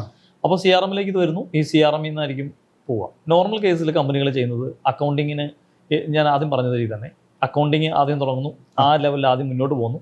കുറച്ചും ഒരു ഇൻവെന്ററി മാനേജ്മെന്റ് വേണമെന്ന് തോന്നുന്നു, അതിലേക്ക് പോകുന്നു. കുറച്ചുകൂടെ കഴിയുമ്പോഴാണ് ഇവർക്ക് ഈ CRM-ന്റെ ആവശ്യം വരുന്നത്. അപ്പോൾ ഇവരെന്ത് ചെയ്യുന്നത് വെച്ച് കഴിഞ്ഞാൽ ടാലിയോ എന്തെങ്കിലും ഉപയോഗിച്ചുകൊണ്ടിരിക്കുന്ന ഒരാൾ CRM വേറൊരു പാക്കേജ് എടുക്കും. അപ്പോൾ അതിനൊരു കോസ്റ്റ് വേറെ വരും. ഇവിടെ രണ്ട് ആപ്ലിക്കേഷൻ ആയിരിക്കും റൺ ചെയ്യാം. അപ്പോൾ ഇങ്ങനെ വരുന്ന സമയത്ത് നമ്മുടെ ആപ്ലിക്കേഷൻ നമ്മൾ ചെയ്യുന്നത് CRM നമ്മൾ ആദ്യമേ നമ്മുടെ CRM-ലാണ് സ്റ്റാർട്ട് ചെയ്യുന്നത്. CRM മൊഡ്യൂളിലേക്ക് വരുന്ന ഡേറ്റ മുൻപ് പറഞ്ഞ പോലുള്ള വാട്സാപ്പ് അല്ലെങ്കിൽ ഫേസ്ബുക്ക് ഉൾപ്പെടെയുള്ള സോഷ്യൽ മീഡിയ അല്ലെങ്കിൽ മറ്റ് ക്യാമ്പയിൻ വഴിയൊക്കെ വരുന്ന ഡേറ്റ നമ്മളിതിലേക്ക് നേരെ ഇൻറ്റഗ്രേറ്റ് ചെയ്യുന്നു. ഇവിടുന്ന് തന്നെ അവിടുന്ന് നമുക്ക് ഏത് രീതിയിൽ വേണമെങ്കിലും അത് നമുക്ക് നോട്ട് ചെയ്യാം, അത് കോളാക്കാം, അല്ലെങ്കിൽ അത് വാട്സാപ്പ് മെസ്സേജ് അയക്കാം. അത് ബിസിനസ് ലെവൽ ഓപ്പർച്യൂണിറ്റിയെ ആക്കി ബിസിനസ് ആക്കുന്നിടം വരെ നമുക്ക് അതിനകത്ത് ഫോളോ അപ്പ് ഉണ്ടാവും. പിന്നീട് ഈ ഡേറ്റ അവിടെ തന്നെ ഉണ്ടാവും. അത് നമ്മുടെ കസ്റ്റമർ കെയർ ഹാൻഡിൽ ചെയ്യുന്ന ആൾ അല്ലെങ്കിൽ സെയിൽസ് ഹാൻഡിൽ ചെയ്യുന്ന ആൾ പ്രോപ്പറായിട്ട് ആ ലീഡ് മാനേജ് ചെയ്തോന്ന് നമുക്ക് നോക്കുമ്പോൾ അറിയാൻ പറ്റും. അപ്പോൾ ലീഡ് മിസ്സായിട്ടുണ്ടോ എന്ന് നമുക്ക് നോക്കുമ്പോൾ അറിയാൻ പറ്റും. അല്ല ആ ലീഡിൻ്റെ സ്റ്റാറ്റസ് എന്താണെന്ന് ആരോടും ചോദിക്കാതെ നമുക്ക് ആ ഡാഷ്ബോർഡ് നമുക്ക് നോക്കാൻ പറ്റും. അതാണ് പ്രത്യേകത. അപ്പോൾ സ്കെയിലബിലിറ്റി, ട്രാൻസ്പെറൻസി, ഈ രണ്ട് കാര്യങ്ങളാണ് നമ്മളൊരു ERP ഇംപ്ലിമെൻറ്റ് ചെയ്യുമ്പോഴത്തേനും കമ്പനിയിലേക്ക് എന്താ പറയുക ഓട്ടോമാറ്റിക്കായിട്ട് അത് പ്രോപ്പറായിട്ട് അത് യൂസ് ചെയ്ത് വരുന്ന ഒരു കമ്പനിക്ക് സ്കെയിലബിലിറ്റി ആൻഡ് ട്രാൻസ്പെറൻസി, ഈ രണ്ട് കാര്യങ്ങൾ അവിടെ ഉണ്ടാവും അല്ലേ? ഉറപ്പായിട്ടും. അപ്പം അതൊരു ബിസിനസ്സുകാരനെ സംബന്ധിച്ചിടത്തോളം ട്രാൻസ്പെറൻസിയും പിന്നെ ഈ സ്കെയിലബിലിറ്റി എന്ന് പറയുന്നത് ഭയങ്കര ഇമ്പോർട്ടൻ്റ് ആയിട്ടുള്ള കാര്യമാണ്. കാരണം നമുക്ക് എല്ലാത്തിനും വേണ്ടിയിട്ട് മൾട്ടിപ്പിൾ സോഫ്റ്റ്വെയർസ് യൂസ് ചെയ്യുക എന്ന് പറഞ്ഞു കഴിഞ്ഞാൽ ഈ സബ്സ്ക്രിപ്ഷൻ കൊണ്ട് പൊറുതിമുട്ടിയിരിക്കുന്ന ഒരു വ്യക്തിയാണ് ഞാൻ. പല സബ്സ്ക്രിപ്ഷൻസ് ഓടുന്നുണ്ട്. അതിൻ്റെ കൂട്ടത്തിൽ ഈ സോഫ്റ്റ്വെയർസിൻ്റെ സബ്സ്ക്രിപ്ഷനും മൾട്ടിപ്പിൾ സോഫ്റ്റ്വെയറിൻ്റെ സബ്സ്ക്രിപ്ഷനും ഇതെല്ലാം വന്നു കഴിഞ്ഞ് കഴിഞ്ഞാൽ നമ്മൾ ആകെപ്പാടെ തല പോകേണ്ട അവസ്ഥയിലായി പോകും. അപ്പോൾ ഈ അവിടെയാണ് നമുക്ക് ഈ ഒരു ഒറ്റ അംബ്രല്ലയിൽ അല്ലെങ്കിൽ ഇത് എത്രത്തോളം വേണമെങ്കിലും സ്കെയിൽ ചെയ്യാമെന്നുള്ളൊരു ഓപ്പർച്യൂണിറ്റി വരുന്നത് അല്ലേ? അതെ. പിന്നെ ഈ ഒരു ട്രാൻസ്പെറൻസി എന്ന് പറയുമ്പോൾ ഒരു ബിസിനസ്സുകാരനെ സംബന്ധിച്ചിടത്തോളം അവൻ്റെ ബിസിനസ്സിൽ എന്താ നടക്കുന്നതെന്ന് ഒറ്റ ഡാഷ്ബോർഡിൽ കാണാൻ വേണ്ടിയിട്ട് സാധിക്കും. അപ്പോൾ അതൊരു വലിയ അഡ്വാൻറ്റേജ് ആണ് ERP-യുടെ. അപ്പം ERP-യുടെ വലിയൊരു ഗുണമെന്ന് എനിക്ക് മനസ്സിലായത് സ്കെയിലബിലിറ്റിയും ട്രാൻസ്പെറൻസിയും. സ്കെയിലബിലിറ്റി എന്ന് പറയുമ്പോഴത്തേനും നമുക്ക് മൾട്ടിപ്പിൾ സോഫ്റ്റ്വെയർസ് ഉപയോഗിക്കാതെ അല്ലെങ്കിൽ മൾട്ടിപ്പിൾ ആപ്ലിക്കേഷൻസ് യൂസ് ചെയ്യാണ്ട് തന്നെ നമുക്ക് എത്രത്തോളം വേണേലും നമ്മുടെ കമ്പനിയിലെ ആ ഒരു IT ഇൻഫ്രാസ്ട്രക്ചറിനെ സ്കെയിൽ ചെയ്യാം. അത് വലിയൊരു കാര്യമാണ്. കാരണം ഈ സബ്സ്ക്രിപ്ഷൻ എന്ന് പറഞ്ഞൊരു കാര്യം കൊണ്ട് വളരെയധികം പൊറുതിമുട്ടിയിരിക്കുന്ന കുറേ ബിസിനസ്സുകാരുണ്ട്. പല സബ്സ്ക്രിപ്ഷൻസ് എടുക്കേണ്ടി വരും. അതിനകത്ത് എക്സാമ്പിൾ പറഞ്ഞു കഴിഞ്ഞാൽ സെയിൽസിന് വേണ്ടി ലിങ്ക്ഡിൻ സെയിൽസ് നാവിഗേറ്റർ അല്ലെങ്കിൽ മെറ്റ ആഡ്സ്, അങ്ങനെ പല സബ്സ്ക്രിപ്ഷൻസ് അല്ലെ പല പേയ്മെൻറ്റ് സിസ്റ്റംസ് യൂസ് ചെയ്തുകൊണ്ട് പല കാര്യങ്ങൾ ചെയ്യേണ്ട ആൾക്കാർക്ക് ഇതെല്ലാം ഒരു ഒറ്റ പ്ലാറ്റ്ഫോമിലേക്ക് കൊണ്ടുവരാൻ പറ്റുമെന്ന് പറയുന്നത് വലിയൊരു അനുഗ്രഹം. കാരണം എന്താണെന്ന് വെച്ച് കഴിഞ്ഞാൽ ഡേറ്റ ലോസ് എന്ന് പറയുന്നത് വലിയൊരു പ്രശ്നമാണ്. കാരണം ഡേറ്റ ലോസ് അല്ല സംഭവിക്കുന്നത്. മിക്ക കമ്പനികളിലും വരുന്ന ഡേറ്റാസിനെ പ്രോപ്പറായിട്ട് യൂസ് ചെയ്യുന്നില്ല, അതായത് എംപ്ലോയീസ് യൂസ് ചെയ്യുന്നില്ലാത്തൊരവസ്ഥ വരുന്നുണ്ട്. അപ്പോൾ അത് നമുക്കിവിടെ മാക്സിമം കുറയ്ക്കാൻ പറ്റും. അത് ഒന്നാമത്തെ എനിക്ക് മനസ്സിലായ ഏറ്റവും വലിയ കാര്യം. പിന്നെ 2 ട്രാൻസ്പെറൻസി. നമുക്ക് ഇപ്പം ഫേസ്ബുക്ക് വഴിയോ അല്ലെങ്കിൽ ഗൂഗിൾ വഴിയോ വരുന്ന ലീഡുകളെ എത്രത്തോളം സെയിൽസുള്ള ആൾക്കാർ യൂട്ടിലൈസ് ചെയ്യുന്നുണ്ട്, ആ ലീഡ്സിൽ എന്തൊക്കെ റെസ്പോൺസ് നടക്കുന്നുണ്ട്, ഇതെല്ലാം ഒരു ഡാഷ്ബോർഡിലൊരു ബിസിനസ്സുകാരന് കാണാൻ സാധിക്കും. ഒരു എക്സൽ ഷീറ്റ് ആണെന്നുണ്ടെങ്കിൽ ഈ കാര്യങ്ങളൊന്നും ഇത്ര ട്രാൻസ്പെറൻ്റ് ആവണമെന്നുമില്ല. നാളെ ഡേറ്റ ലോസിനുള്ള അല്ലെങ്കിൽ ഡേറ്റ നമ്മുടെ കയ്യിൽ നിന്ന് നമ്മൾ പണം മുടക്കി നമ്മൾ ഒരു ബിസിനസ്സുകാരൻ ഹാർഡ് ഏൺ ആയിട്ടുള്ള പണം മുടക്കി അവിടെ വർക്ക് ചെയ്യിപ്പിച്ചുകൊണ്ട് ആ കമ്പനിയിലേക്ക് അക്യൂർ ചെയ്യുന്ന ഡേറ്റകൾ ഒരു ദിവസം ഒരാൾ റിസൈൻ ലെറ്റർ ഇട്ടിട്ട് പോയി കഴിഞ്ഞാൽ അപ്പം തന്നെ വേറൊരു സിസ്റ്റത്തിലേക്ക് ട്രാൻസ്ഫർ ചെയ്യുമോ അല്ലെങ്കിൽ അവരുടെ ക്ലൗഡിലേക്ക് മാറ്റുമോ ആ ഡേറ്റ എടുത്തുകൊണ്ട് പോകുന്ന ഒരു സിറ്റുവേഷൻ ഉണ്ട്. അപ്പോൾ ERP എന്ന് പറയുന്നത് അതിനൊരു സൊല്യൂഷനും കൂടിയാണ് അല്ലേ? സബിനി പറഞ്ഞതിൽ നിന്ന് തുടങ്ങാം. അപ്പോൾ നമ്മുടെ ഡേറ്റ സെക്യൂരിറ്റി, ഡേറ്റ ലോസ്, ഇപ്പോൾ ഈ ഡേറ്റ സെക്യൂരിറ്റി അല്ല ഡേറ്റ ലോസ് എന്ന് പറയുമ്പം IT ആയിട്ട് ബന്ധപ്പെട്ട് നിൽക്കുന്ന സബിന് കൃത്യമായിട്ട് അറിയാം. അതെങ്ങനെയാണെന്ന് വെച്ചാൽ പല രീതിയിൽ വരുന്നുണ്ട്. നമ്മളിപ്പം ഒരു ഡേറ്റ ഹാക്കിംഗ് അറ്റംപ്റ്റ് ഉണ്ടാകുക, അങ്ങനെ ആ രീതിയിൽ ഡേറ്റ പോവുക, അല്ല ഇൻറ്റേർണലി ഉണ്ടാകുന്ന നമ്മുടെ മെഷീൻസിനോ അല്ല സെർവേഴ്സിനോ ഒക്കെ ഉണ്ടാകുന്ന തകരാറ് മൂലം ഡേറ്റ ലോസ് ചെയ്യുക. ഇത് കൂടാതെ മിസ് ഹാൻഡ്ലിംഗ് കൊണ്ട് നമ്മുടെ സ്റ്റാഫിൻ്റെ മിസ് ഹാൻഡ്ലിംഗ് കൊണ്ട് ഡേറ്റ ലോസ് ആവാം, അല്ലെങ്കിൽ ആ സ്റ്റാഫ് മനഃപൂർവ്വം ഡേറ്റ എടുത്ത് മാറ്റാം അല്ലെങ്കിൽ മായ്ച്ച് കളയാം, അങ്ങനെയൊക്കെ ചെയ്യാം. അപ്പോൾ അവർക്ക് ഒരുപാട് ലീഡ് വന്നു. ഇപ്പം ഒരു ക്യാമ്പയിൻ എല്ലാം നടത്തി 1000 മേളിൽ ലീഡ് വന്നു കഴിഞ്ഞാൽ അവർ ഈ കോളെല്ലാം ഫോളോ അപ്പ് ചെയ്യണമല്ലോ എന്ന് വിചാരിച്ച് വേണം കുറച്ച് ലീഡ് അവർക്ക് വേണേൽ റിമൂവ് ചെയ്ത് കളയാം. ഇതൊക്കെ എക്സൽ ഉണ്ടാകുന്ന ഒരു പോരായ്മയാണ്. അപ്പോൾ ഇതിനെ നമ്മൾ ERPയിലേക്ക് വരുമ്പോൾ ഓട്ടോമാറ്റിക്കലി ERP സിസ്റ്റത്തിലേക്ക് ഡയറക്റ്റ് തന്നെ API ഉപയോഗിച്ചുകൊണ്ട് ഈ ഡാറ്റാസ് വരും. അപ്പോൾ ഈ ഡാറ്റ ഇവിടെ പെൻഡിങ് ലിസ്റ്റിലായിരിക്കും കിടക്കുക. അപ്പോൾ എന്തായാലും ഇയാൾക്കത് റിമൂവ് ചെയ്യാനുള്ളൊരു ഓതൻറ്റിക്കേഷൻ നമ്മൾ കൊടുത്തിട്ടില്ലെങ്കിൽ ഉറപ്പായിട്ടും അയാൾക്ക് അത് ചെയ്യാൻ പറ്റും. അപ്പോൾ ഈ ഡാറ്റ പെൻഡിങ് ഉണ്ടാവും, ഇയാൾ എത്ര കോൾ ചെയ്യുന്നുള്ള സ്റ്റാറ്റസ് ഉണ്ടാവും, അതിൻ്റെ സ്റ്റാറ്റസ് അവിടെ നമുക്ക് കാണാൻ പറ്റും, അതിൻ്റെ ബിസിനസ് ആയോ എന്ന് നമുക്കറിയാൻ പറ്റും. അപ്പോൾ ഇവിടെ അതായത് ഓരോ ERPയിൽ ഓരോ മൊഡ്യൂൾ വൈസിൽ തന്നെ നമുക്ക് ഡാഷ്ബോർഡുകൾ നമുക്ക് ക്രിയേറ്റ് ചെയ്യാം. അപ്പോൾ ഇവിടെ CRMൻ്റെ ഡാഷ്ബോർഡ് നമുക്ക് അറിയാൻ പറ്റും എത്ര ലീഡ് വന്നു, ആ ലീഡിൽ എത്ര നമുക്ക് ഓർഡറായി അല്ല സെയിൽസായി, അതിൽ എത്ര എണ്ണം പിന്നത്തേന് നമുക്ക് വിളിക്കാൻ പറ്റും. അല്ല ഈ രീതിയിലുള്ളൊരു ഡാഷ്ബോർഡുകൾ നമുക്ക് അവിടെ ക്രിയേറ്റ് ആവും. അപ്പോൾ അവിടെ ഒരു ഏറ്റവും പ്രത്യേകത എന്ന് പറഞ്ഞാൽ ബിസിനസ് ഓണേഴ്സിനെ സംബന്ധിച്ചോളം അല്ല ഓണ്ടർപ്രണേഴ്സിനെ സംബന്ധിച്ചിടത്തോളം അവർക്ക് അവരുടെ ബിസിനസ്സിലേക്ക് വരുന്ന ഡേറ്റയുടെ ഒരു ഏത് രീതിയിലുള്ള ഡേറ്റയാണെന്ന് അവർക്ക് മനസ്സിലാക്കാനും ആ ഡേറ്റയിൽ എത്രമാത്രം അവർക്ക്, അതായത് നമ്മൾ നേരത്തെ ചെയ്തേക്കുന്നത് ഇപ്പോൾ വാട്സാപ്പ് വീട്ടിലെ ക്യാമ്പയിൻ വഴിയാണോ നമുക്ക് കൂടുതൽ ബിസിനസ് ഉണ്ടായിരിക്കുന്നത്, അല്ലെ ഫേസ്ബുക്ക് ആണോ, അതോ അല്ലെങ്കിൽ ഡയറക്റ്റ് ക്യാമ്പയിൻ വഴിയാണോ, ഏത് രീതിയിലുള്ള മാർക്കറ്റിങ്ങിലാണ് നമുക്ക് നമ്മുടെ ബിസിനസ്സിന് വേണ്ട ഡേറ്റാസ് വന്നതെന്നും അത് എത്രമാത്രം ലീഡ് കൃത്യമായും ഓപ്പർച്യൂണിറ്റി ആയിട്ട് മാറിയെന്നും നമുക്ക് അറിയാൻ പറ്റും. ഓക്കെ, അത് വളരെ ഇമ്പോർട്ടൻ്റ് ആയിട്ടുള്ള കാര്യം. അവിടെ ഒരു അക്കൗണ്ടബിലിറ്റിയും വരുന്നുണ്ട്. അപ്പോൾ ERPയെ കുറിച്ച് നമുക്ക് കൂടുതൽ കാര്യങ്ങൾ നമുക്ക് മുമ്പോട്ട് പറഞ്ഞു പോകാം. അതിന് മുമ്പ് കുറച്ച് എനിക്ക് എന്തൂസിയാസം ഉള്ള കുറച്ച് കാര്യങ്ങളുണ്ട്. ഒരു ബിസിനസ്സിലേക്ക് എങ്ങനെയാണ് രാജേഷേട്ടൻ വന്നത്, അല്ലാന്നുണ്ടെങ്കിൽ ദാദ്രയുടെ തുടക്കം എങ്ങനെയായിരുന്നു? ബിസിനസ്സിലേക്ക് എത്തി എന്ന് പറഞ്ഞാൽ അത് യാദൃച്ഛികമെന്ന് വേണം പറയാം. എന്നാൽ ബിസിനസ്സിലേക്ക് വരണമെന്ന് നേരത്തെ പഠിച്ചുകൊണ്ടിരുന്ന കാലത്തൊന്നും ആക്സിഡന്റൽ ഓൺട്രപ്രണർ അല്ലേ എന്ന് വേണം പറയാം, ആഗ്രഹിച്ചിരുന്നിട്ടുണ്ടായിരുന്നില്ല. അപ്പോൾ അവിടെ എല്ലാ ആളുകളും പഠിച്ചിറങ്ങുമ്പോൾ ഉണ്ടാകുന്ന ഒരു ജോലി നേടുക എന്നുള്ള ലക്ഷ്യം തന്നെയായിരുന്നു എൻ്റെയും ആ ഒരു സമയത്തെ ലക്ഷ്യം എന്ന് പറയുന്നത്. അത് കഴിഞ്ഞിട്ട് കുറേ കാലം വളരെ കുറച്ച് സമയം ICICI ബാങ്കിൽ ഒരു 1 ഇയറോളം ജോലി ചെയ്തു. ഓക്കെ, അത് കഴിഞ്ഞിട്ട് അവിടെ നിന്ന് ഇറങ്ങിയതിന് ശേഷം സെയിൽസിലായിരുന്നു എക്സ്പീരിയൻസ്. സെയിൽസിൽ എക്സ്പീരിയൻസ് ഉള്ളവർ എവിടെ കൊണ്ടിട്ട് കഴിഞ്ഞാലും നീന്തി രക്ഷപ്പെടും എന്ന് പറയുന്നത്. വളരെ കുറച്ച് സമയം ഉണ്ടായിരുന്നു. അപ്പോൾ അത് ICICI ബാങ്കിൻ്റെ ആ ഒരു കാലത്ത് എക്സ്പാൻഡൊക്കെ ചെയ്തുകൊണ്ടിരുന്ന സമയത്താണ്. അതിനുശേഷം കമ്പ്യൂട്ടർ ഹാർഡ്വെയർ ബിസിനസ്സിലേക്കാണ് തിരിഞ്ഞത്. ആദ്യം കമ്പ്യൂട്ടർ ഹാർഡ്വെയർ കുറേ കാലം ചെയ്തു, സോഫ്റ്റ്വെയറിൻ്റെ സെയിൽസ് ചെയ്തു. അപ്പോൾ അതിന് മുമ്പ് എൻ്റെ 1-2 ഫ്രണ്ട്സൊക്കെ ആയിട്ട് ചേർന്നുകൊണ്ട് സോഫ്റ്റ്വെയർ ഡെവലപ്പിംഗ് ഒക്കെ പ്ലാൻ ചെയ്തിരുന്നു. അത് ഞാൻ ഒരു കൂട്ടം എല്ലാവരും തന്നെ പല സ്ഥലങ്ങളിലേക്ക് കൂട്ടുകാരെല്ലാം മാറിപ്പോയതിനു ശേഷം ഹാർഡ്വെയർ ബിസിനസ്സിലേക്ക് വരുന്നു. ഹാർഡ്വെയർ ബിസിനസ് നീണ്ട കാലം തന്നെ ചെയ്തിട്ടുണ്ടായിരുന്നു. ഒപ്പം തന്നെ നമ്മളെപ്പോഴും പഠിച്ചുകൊണ്ടിരിക്കുന്ന പോലെ തന്നെ സോഫ്റ്റ്വെയറിനെ പറ്റി എപ്പോഴും നമ്മൾ ഈ കൂടെ തന്നെ സഞ്ചരിച്ചുകൊണ്ടിരുന്നു. അതിനുശേഷം ഒരു 13 വർഷം മുമ്പ് ഹാർഡ്വെയറിൽ നിന്ന് സോഫ്റ്റ്വെയറിലേക്ക് വന്നു. ഏകദേശം എൻ്റെ ഒരു ട്രാൻസ്ഫോർമേഷൻ അങ്ങനെ തന്നെയായിരുന്നു. ഹാർഡ്വെയറിൽ നിന്ന് ഒരു IT റെന്റൽസ് എന്ന് പറഞ്ഞൊരു ഇതിലേക്ക് വന്നു. പിന്നെ നിങ്ങളുടെ കൂടെ കൂടി ഇപ്പോൾ സോഫ്റ്റ്വെയറിൻ്റെ കുറച്ച് ഭാഗങ്ങളിലേക്ക് ഞാനും എത്തി. സോഫ്റ്റ്വെയർ ബിസിനസ്സിലേക്ക് വന്നതിന് ശേഷം നമ്മൾ പല രീതിയിലുള്ള ബിസിനസ്സുകളായിരുന്നു അത് ചെയ്തത്. ആദ്യ കാലത്ത് നമ്മൾ ഡെസ്ക്ടോപ്പ് ആപ്ലിക്കേഷൻസ് ഒക്കെ നമ്മൾ തുടക്കമുണ്ടായിരുന്നു. പിന്നീട് അതിൽ നിന്ന് മാറി ക്ലൗഡ് ബേസിലുള്ള പ്രൊഡക്റ്റ് ബേസ് ആയിരുന്നു. കുറച്ച് പ്രൊഡക്റ്റൊക്കെ ഇറങ്ങി, കുറച്ച് ഫെയിലറൊക്കെ ഉണ്ടായി. ആ ഫെയിലിങ്ങിൽ നിന്നൊക്കെ നമ്മൾ പുതിയ പാഠങ്ങൾ പഠിച്ച്. അപ്പോൾ ഈ പുതിയ ഓൺട്രപ്രണേഴ്സ് ആകാൻ ആഗ്രഹിക്കുന്ന ആളുകളും ഈ ഒരു വീഡിയോ കാണുന്നുണ്ടാവും. അപ്പം പ്രോഡക്റ്റ് ബേസ്, അതായത് IT തന്നെ പ്രോഡക്റ്റ് ബേസ്ഡ്, അതായത് ഇപ്പം സോഫ്റ്റ്വെയർ പ്രോഡക്റ്റ് ബേസ്ഡ് ആയിട്ടുള്ള അല്ലെങ്കിൽ സാസ് ബേസ്ഡ് ആയിട്ടുള്ള പ്രോഡക്റ്റുകളിൽ ഉണ്ടാകാവുന്ന ചലഞ്ചസ് എന്തൊക്കെയാണ്? കാരണം ആ ഒരു മേഖലയും നമ്മൾ കൈവച്ചിട്ടുള്ളൊരു മേഖലയാണല്ലോ ദാദ്ര. പ്രൊഡക്റ്റ് എന്ന് പറയുമ്പം ഏറ്റവും കൂടുതൽ റിസ്ക് ഉള്ള ഒന്നാണ് ഒരു പ്രൊഡക്റ്റ് നമ്മൾ ഡെവലപ്പ് ചെയ്യുക. അപ്പോൾ ഒരു ആശയം കിട്ടി, ആ ആശയം യൂണിക്കായിരിക്കണം, അത് ഡെവലപ്പ് ചെയ്യാൻ പറ്റുന്ന ഒരു ആശയമായിരിക്കണം, അതിന് വേണ്ടുന്ന റിസോഴ്സ് നമുക്ക് ഉണ്ടായിരിക്കണം. ഇത് കഴിഞ്ഞാൽ ആ പ്രോഡക്റ്റ് നമ്മളൊരു MVP എന്ന് പറയുന്ന ഒരു മിനിമം വയബിൾ പ്രോഡക്റ്റ് എന്ന് പറയുന്ന ലെവലിലായിരിക്കും അത് ഇറക്കുക. അതിന് അവിടെ മാർക്കറ്റിംഗ് എത്രമാത്രം, അതിന് ആ മാർക്കറ്റിങ്ങിനുള്ള പോസിബിലിറ്റീസ്, അല്ലെ ആ പ്രോഡക്റ്റിന് എത്രമാത്രം പോസിബിലിറ്റീസ് ഉണ്ടെന്ന് അറിയാം, അല്ലെ പ്രോഡക്റ്റ് നമുക്കിനി മുന്നോട്ട് കൊണ്ടുപോകണം എന്നൊക്കെ അറിയുന്നത് അവിടെ വെച്ചായിരിക്കും.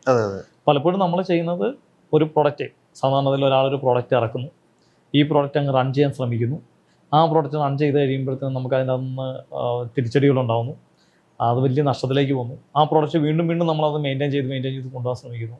അവിടെ വെച്ച് നമുക്ക് നഷ്ടം കൂടി വരും. സാധാരണ ഇതിൽ ചെയ്യേണ്ടത് ഒരു പ്രൊഡക്റ്റിൻ്റെ ആശയം തന്നെ നമ്മൾ എടുത്തിട്ട് ആ ആശയത്തിന് എത്രമാത്രം ആ മേഖലയിൽ സാധ്യത ഉണ്ടെന്നുള്ളതിനെ പറ്റി ഒരു സ്റ്റഡി നടത്തണം. Validation and testing. അതായത് ഇപ്പം ഇന്ന് ബിസിനസ്സുകാർ ചെയ്യേണ്ട ആദ്യത്തെ കാര്യം എന്ന് പറഞ്ഞാൽ വാലിഡേഷൻ ആൻഡ് ടെസ്റ്റിങ്. അത് നമ്മുടെ മൈൻഡിൽ തോന്നുന്ന ഒരു പ്രോജക്റ്റ് അത് ആ ഒരു രീതിയിലായിരിക്കുമല്ലോ സമൂഹം അതിനെ എടുക്കുന്നത്. അല്ലെന്നുണ്ടെങ്കിൽ നമ്മൾ എൻഡ് കസ്റ്റമേഴ്സ് എന്ന് വിചാരിക്കുന്ന ആളുകൾ എടുക്കുന്നത്. അപ്പം സമൂഹത്തിൽ എന്തെങ്കിലും ഒരു ഡിഫറൻസ് കൊണ്ടുവരുന്ന ഒരു പ്രോഡക്റ്റ് ആയിരിക്കണം അല്ലേ? അതൊരു കാര്യമാണ്. ഒപ്പം തന്നെ ഒരു ബിസിനസ് തുടങ്ങുന്ന ഒരാളെ സംബന്ധിച്ചിടത്തോളം അയാളുടെ ഒരു സ്വപ്നമായിരിക്കും ആ ഒരു പ്രോഡക്റ്റും ആ ഒരു ബിസിനസ്സും എന്ന് പറയുന്നത്. അപ്പം അതിലേക്ക് നമ്മൾ എത്തുന്ന സമയത്ത് എല്ലാത്തരം റിസോഴ്സുകളും നമുക്കുണ്ടോ എന്ന് ആലോചിക്കുക. പിന്നെ നമ്മൾ തുടങ്ങുന്ന ബിസിനസ് കാലം തെറ്റി തുടങ്ങിയാലും ആ ബിസിനസ് ഫെയിലറിലേക്ക്. കറക്റ്റാണ്. നമ്മളൊരു പ്രോഡക്റ്റ് നമ്മൾ ഇറക്കുന്നു, അത് ആ പ്രോഡക്റ്റിനെ പറ്റി അന്ന് ആളുകൾക്ക് അത്രമാത്രം അറിവില്ല എങ്കിൽ, അതൊരു ചെറിയൊരു എക്സാമ്പിൾ പറയുകയാണെങ്കിൽ ഓൺലൈൻ ഷോപ്പിംഗ് തന്നെ നമുക്ക് എടുക്കാം. ഇ-കൊമേഴ്സ്. ഇന്ന് ഇ-കൊമേഴ്സ് എന്ന് പറയുന്നത് ഏത് സൈറ്റിൽ നിന്നും ആർക്കും വാങ്ങാൻ യാതൊരു മടിയില്ല. അപ്പോൾ ഒരു 15 കൊല്ലം മുമ്പുള്ള സമയം ആലോചിച്ച് നോക്കി. അന്ന് ഇ-കൊമേഴ്സ് എന്ന് പറയുന്ന കാര്യത്തിനെ പറ്റി വളരെ പേടിയോടെ, ഇഷ്ടികയാണോ വരുന്നതെന്നൊക്കെ ചോദിച്ച ആൾക്കാർ പേടിയോടെ ഇരുന്നൊരു കാലമാണ്. ശരിയാണ്. അപ്പോൾ ആമസോൺ വന്ന് അല്ലെ ഫ്ലിപ്കാർട്ട് ഇത്രയും ക്ലിക്കായതിനു ശേഷമാണ് ഇതിലേക്ക് ആളുകൾ ഒരു പേടി മാറി. എന്നാലും പലപ്പോഴും ആളുകൾക്ക് സംശയമുണ്ട്, പൈസ അടച്ചു കഴിഞ്ഞാൽ പൈസ പോവും, എന്നാൽ ക്യാഷ് ഓൺ ഡെലിവറി നമുക്ക് കൂടുതൽ പ്രിഫർ ചെയ്യാം. ഇങ്ങനെയൊക്കെ ഒരു കാലം ഉണ്ടായിരുന്നു. ഇത് മാറി ഇപ്പോൾ. അതെന്താ കാരണം എന്ന് വെച്ച് കഴിഞ്ഞാൽ അന്ന് തുടങ്ങിയ പല കമ്പനികളും ഫെയിലറായിപ്പോയി. അതായത് കാലത്തിന് ഒരുപാട് മുമ്പേ സഞ്ചരിച്ചാലും നമുക്ക് പ്രശ്നമാണ്. നമ്മൾ കാലത്തിനൊപ്പം സഞ്ചരിക്കുന്ന ബിസിനസ് ആയിരിക്കും നമ്മൾ ചെയ്യുന്നത്. നമ്മുടെ ആശയങ്ങൾ എപ്പോഴും കാലത്തിന് മുമ്പേ സഞ്ചരിക്കാം, പക്ഷെ ബിസിനസ് എപ്പോഴും കാലത്തിനൊപ്പം ആയിരിക്കണം എന്നാണ് എൻ്റെ അനുഭവത്തിൽ നിന്ന് എനിക്ക് മനസ്സിലായത്. അപ്പോൾ ഒരു പ്രോഡക്റ്റിന് എങ്ങനെ ഒരു വാലിഡേഷൻ കൊണ്ടുവരാന്നുള്ളത് നമ്മൾ ആദ്യം ഒരു മാർക്കറ്റ് സ്റ്റഡിയൊക്കെ നടത്തി മാത്രം ആ ഒരു പ്രോഡക്റ്റിൻ്റെ പ്രോട്ടോടൈപ്പിലേക്ക് പോവുക. പ്രോട്ടോടൈപ്പ് കഴിഞ്ഞു, പിന്നെ പ്രോഡക്റ്റ് ഡെവലപ്പ് ചെയ്ത് കഴിഞ്ഞു, പിന്നെ R&D എന്ന് പറയുന്നത് വളരെ ഇമ്പോർട്ടൻ്റ് ആയിട്ടുള്ള കാര്യമാണ് അല്ലേ? അതെ. അതുകൊണ്ടാണ് MVP പ്രോഡക്റ്റ് എന്ന് പറയുന്നത്, മിനിമം വയബിൾ പ്രോഡക്റ്റ്. ആ പ്രോഡക്റ്റ് നമുക്ക് ഇറക്കുമ്പോൾ അറിയാം ഈ പ്രോഡക്റ്റ് ക്ലിക്കാവോ. അല്ലെങ്കിൽ ഇപ്പോൾ ഒരു മൊബൈൽ ആപ്പൊക്കെ ആണെന്നുണ്ടെങ്കിൽ അത് ഏറ്റവും കുറഞ്ഞ സർക്കിളിലേക്ക് ഒരു 50 പേരോ അല്ലെങ്കിൽ 100 പേരിലേക്ക് ആയിരിക്കും ആദ്യം സർക്കുലേറ്റ് ചെയ്യുക. ഇപ്പം നമുക്ക് തന്നെ അറിയാം, വാട്സാപ്പ് പുതിയ ഫീച്ചർ വരുമ്പോഴത്തേനും അവരുടെ പ്രീമിയം കുറച്ച് ആളുകളിലേക്കാണ് ആദ്യം അത് എത്തിക്കുന്നത്. അവരൊരു ഫീഡ്ബാക്ക് എടുത്തതിന് ശേഷമാണ് അവർ ചെയ്യുന്നത്. ബീറ്റ വേർഷനാണ് എല്ലാവരും ഇറങ്ങുന്നത്. അത് അത്രയും ഡെവലപ്ഡ് ആയിട്ടൊരു പ്രോഡക്റ്റ് ആണെന്ന് ആലോചിക്കുന്നത്. അപ്പോൾ നമ്മൾ പുതിയതായിട്ട് തുടങ്ങാൻ പോകുന്നൊരു പ്രൊഡക്റ്റിനെ സംബന്ധിച്ചോളം ആ പ്രൊഡക്റ്റിൻ്റെ കൃത്യമായ കാര്യങ്ങൾ നമ്മൾ മനസ്സിലാക്കിയിട്ട് വേണം ചെയ്യാനായിട്ട്. ഇല്ലെങ്കിൽ ആ പ്രൊഡക്റ്റ് നമ്മളെ കൈപ്പൊള്ളിക്കും. നമുക്ക് ERP-യിലേക്ക് തന്നെ ഒന്ന് തിരിച്ചു വരാം. അപ്പോൾ ERP-യിൽ എല്ലാ കമ്പനികളും ഒരു എന്താ പറയുക അത്രത്തോളം ഫോക്കസ് ചെയ്യുന്നില്ല, പക്ഷേ ഭയങ്കര ഇമ്പോർട്ടൻസ് ഉള്ളൊരു മേഖലയാണ് HRM എന്ന് പറയുന്നത്. HRM-ലൊക്കെ സത്യം പറഞ്ഞു കഴിഞ്ഞാൽ ഇപ്പോഴാണ് നമ്മുടെ MSME കമ്പനീസൊക്കെ HRM-നെ കുറിച്ച് ചിന്തിച്ചു തുടങ്ങിയത്. പക്ഷേ HRM-ൽ ആണ് ഏറ്റവും കൂടുതൽ ഒരു കമ്പനി എന്താ പറയുക ഫോക്കസ് ചെയ്യേണ്ടത്. ഈവൻ സെയിൽസ് കൊണ്ടുവരിക, കച്ചവടം നടക്കുക എന്നതിനെ ഒപ്പം തന്നെ അവിടെയുള്ള എംപ്ലോയീസിൻ്റെ വെൽഫെയർ അല്ലെങ്കിൽ എംപ്ലോയീസിനെ മാനേജ് ചെയ്ത് കൊണ്ടുപോവുക, ഇങ്ങനെയുള്ള കാര്യങ്ങളിൽ കൂടെ ആ ഒരു ഈക്വൽ ഇമ്പോർട്ടൻസ് കൊടുത്തു കഴിഞ്ഞാൽ മാത്രമേ ആ കമ്പനി സസ്റ്റെയിൻ ചെയ്യുള്ളൂ. കാരണം എംപ്ലോയീസിൻ്റെ ഒരു മൈൻഡ് സെറ്റ് എന്ന് പറയുന്നത് ആക്ച്വലി നമ്മൾ ഇപ്പം കമ്പനിയിൽ ഒരു ചെറിയ ഇഷ്യൂ ഉണ്ടെങ്കിൽ പോലും അതിനെ വളരെയധികം എന്താ പറയുക ബാധിക്കാവുന്ന ഒരു മേഖലയാണ് HRM എന്ന് പറയുന്നത്.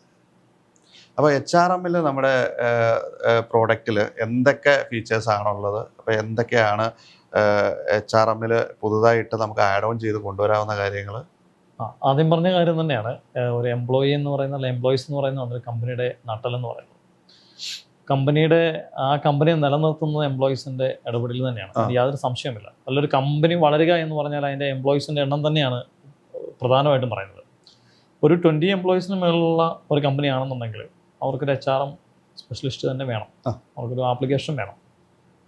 കേവലം ഒരു അറ്റൻഡൻസ് മാർക്ക് ചെയ്യുക എന്നുള്ളതല്ല HRM. അവരെ സംബന്ധിച്ചോളം അവരെത്രമാത്രം ഫോക്കസ്ഡ് ആണെന്ന് നമുക്ക് മനസ്സിലാക്കാൻ പറ്റും. അവരെ എത്രമാത്രം എഫിഷ്യൻസി അവരുടെ നമുക്ക് മനസ്സിലാക്കാൻ പറ്റും. ഇതെല്ലാം HRM വഴി നമുക്ക് HRM സോഫ്റ്റ്വെയർ വഴി നമുക്കിത് ഈ സിസ്റ്റം സിംപ്ലിഫൈ ചെയ്യുക അല്ലേ? അതെ. അവർക്ക് പോയിട്ട് ഒരു HR-ന്റെ മുമ്പിൽ ഡയറക്റ്റ് കൊണ്ടുപോയിട്ട് എനിക്ക് ഇന്ന ദിവസം ഒരു ലീവ് വേണം എന്ന് പറയുന്ന റിക്വസ്റ്റ് ചെയ്യുന്നതിന് പകരം അതൊരു സിസ്റ്റത്തിൽ കൂടെ ആണെന്നുണ്ടെങ്കിൽ പല ഫിൽട്രേഷൻസ് വഴി അതിനെ മുമ്പോട്ട് കൊണ്ടുപോവുകയും അത് എന്താ പറയുക, അത് അവർക്കൊരു പീസ് ഓഫ് മൈൻഡാണ്. അപ്പം ഇന്ന് അത് നമ്മുടെ വർക്കിനെയും കുറേ നന്നായി തന്നെ എന്താ പറയുക ഇത് ചെയ്യും, ബൂസ്റ്റ് ചെയ്യും. കാരണം എന്താ വെച്ച് കഴിഞ്ഞാൽ എനിക്ക് ഇപ്പോൾ ഒരു 2 ദിവസം കഴിഞ്ഞിട്ട് ഞാൻ വർക്ക് ചെയ്യുന്ന കമ്പനി എനിക്ക് ലീവ് വേണം.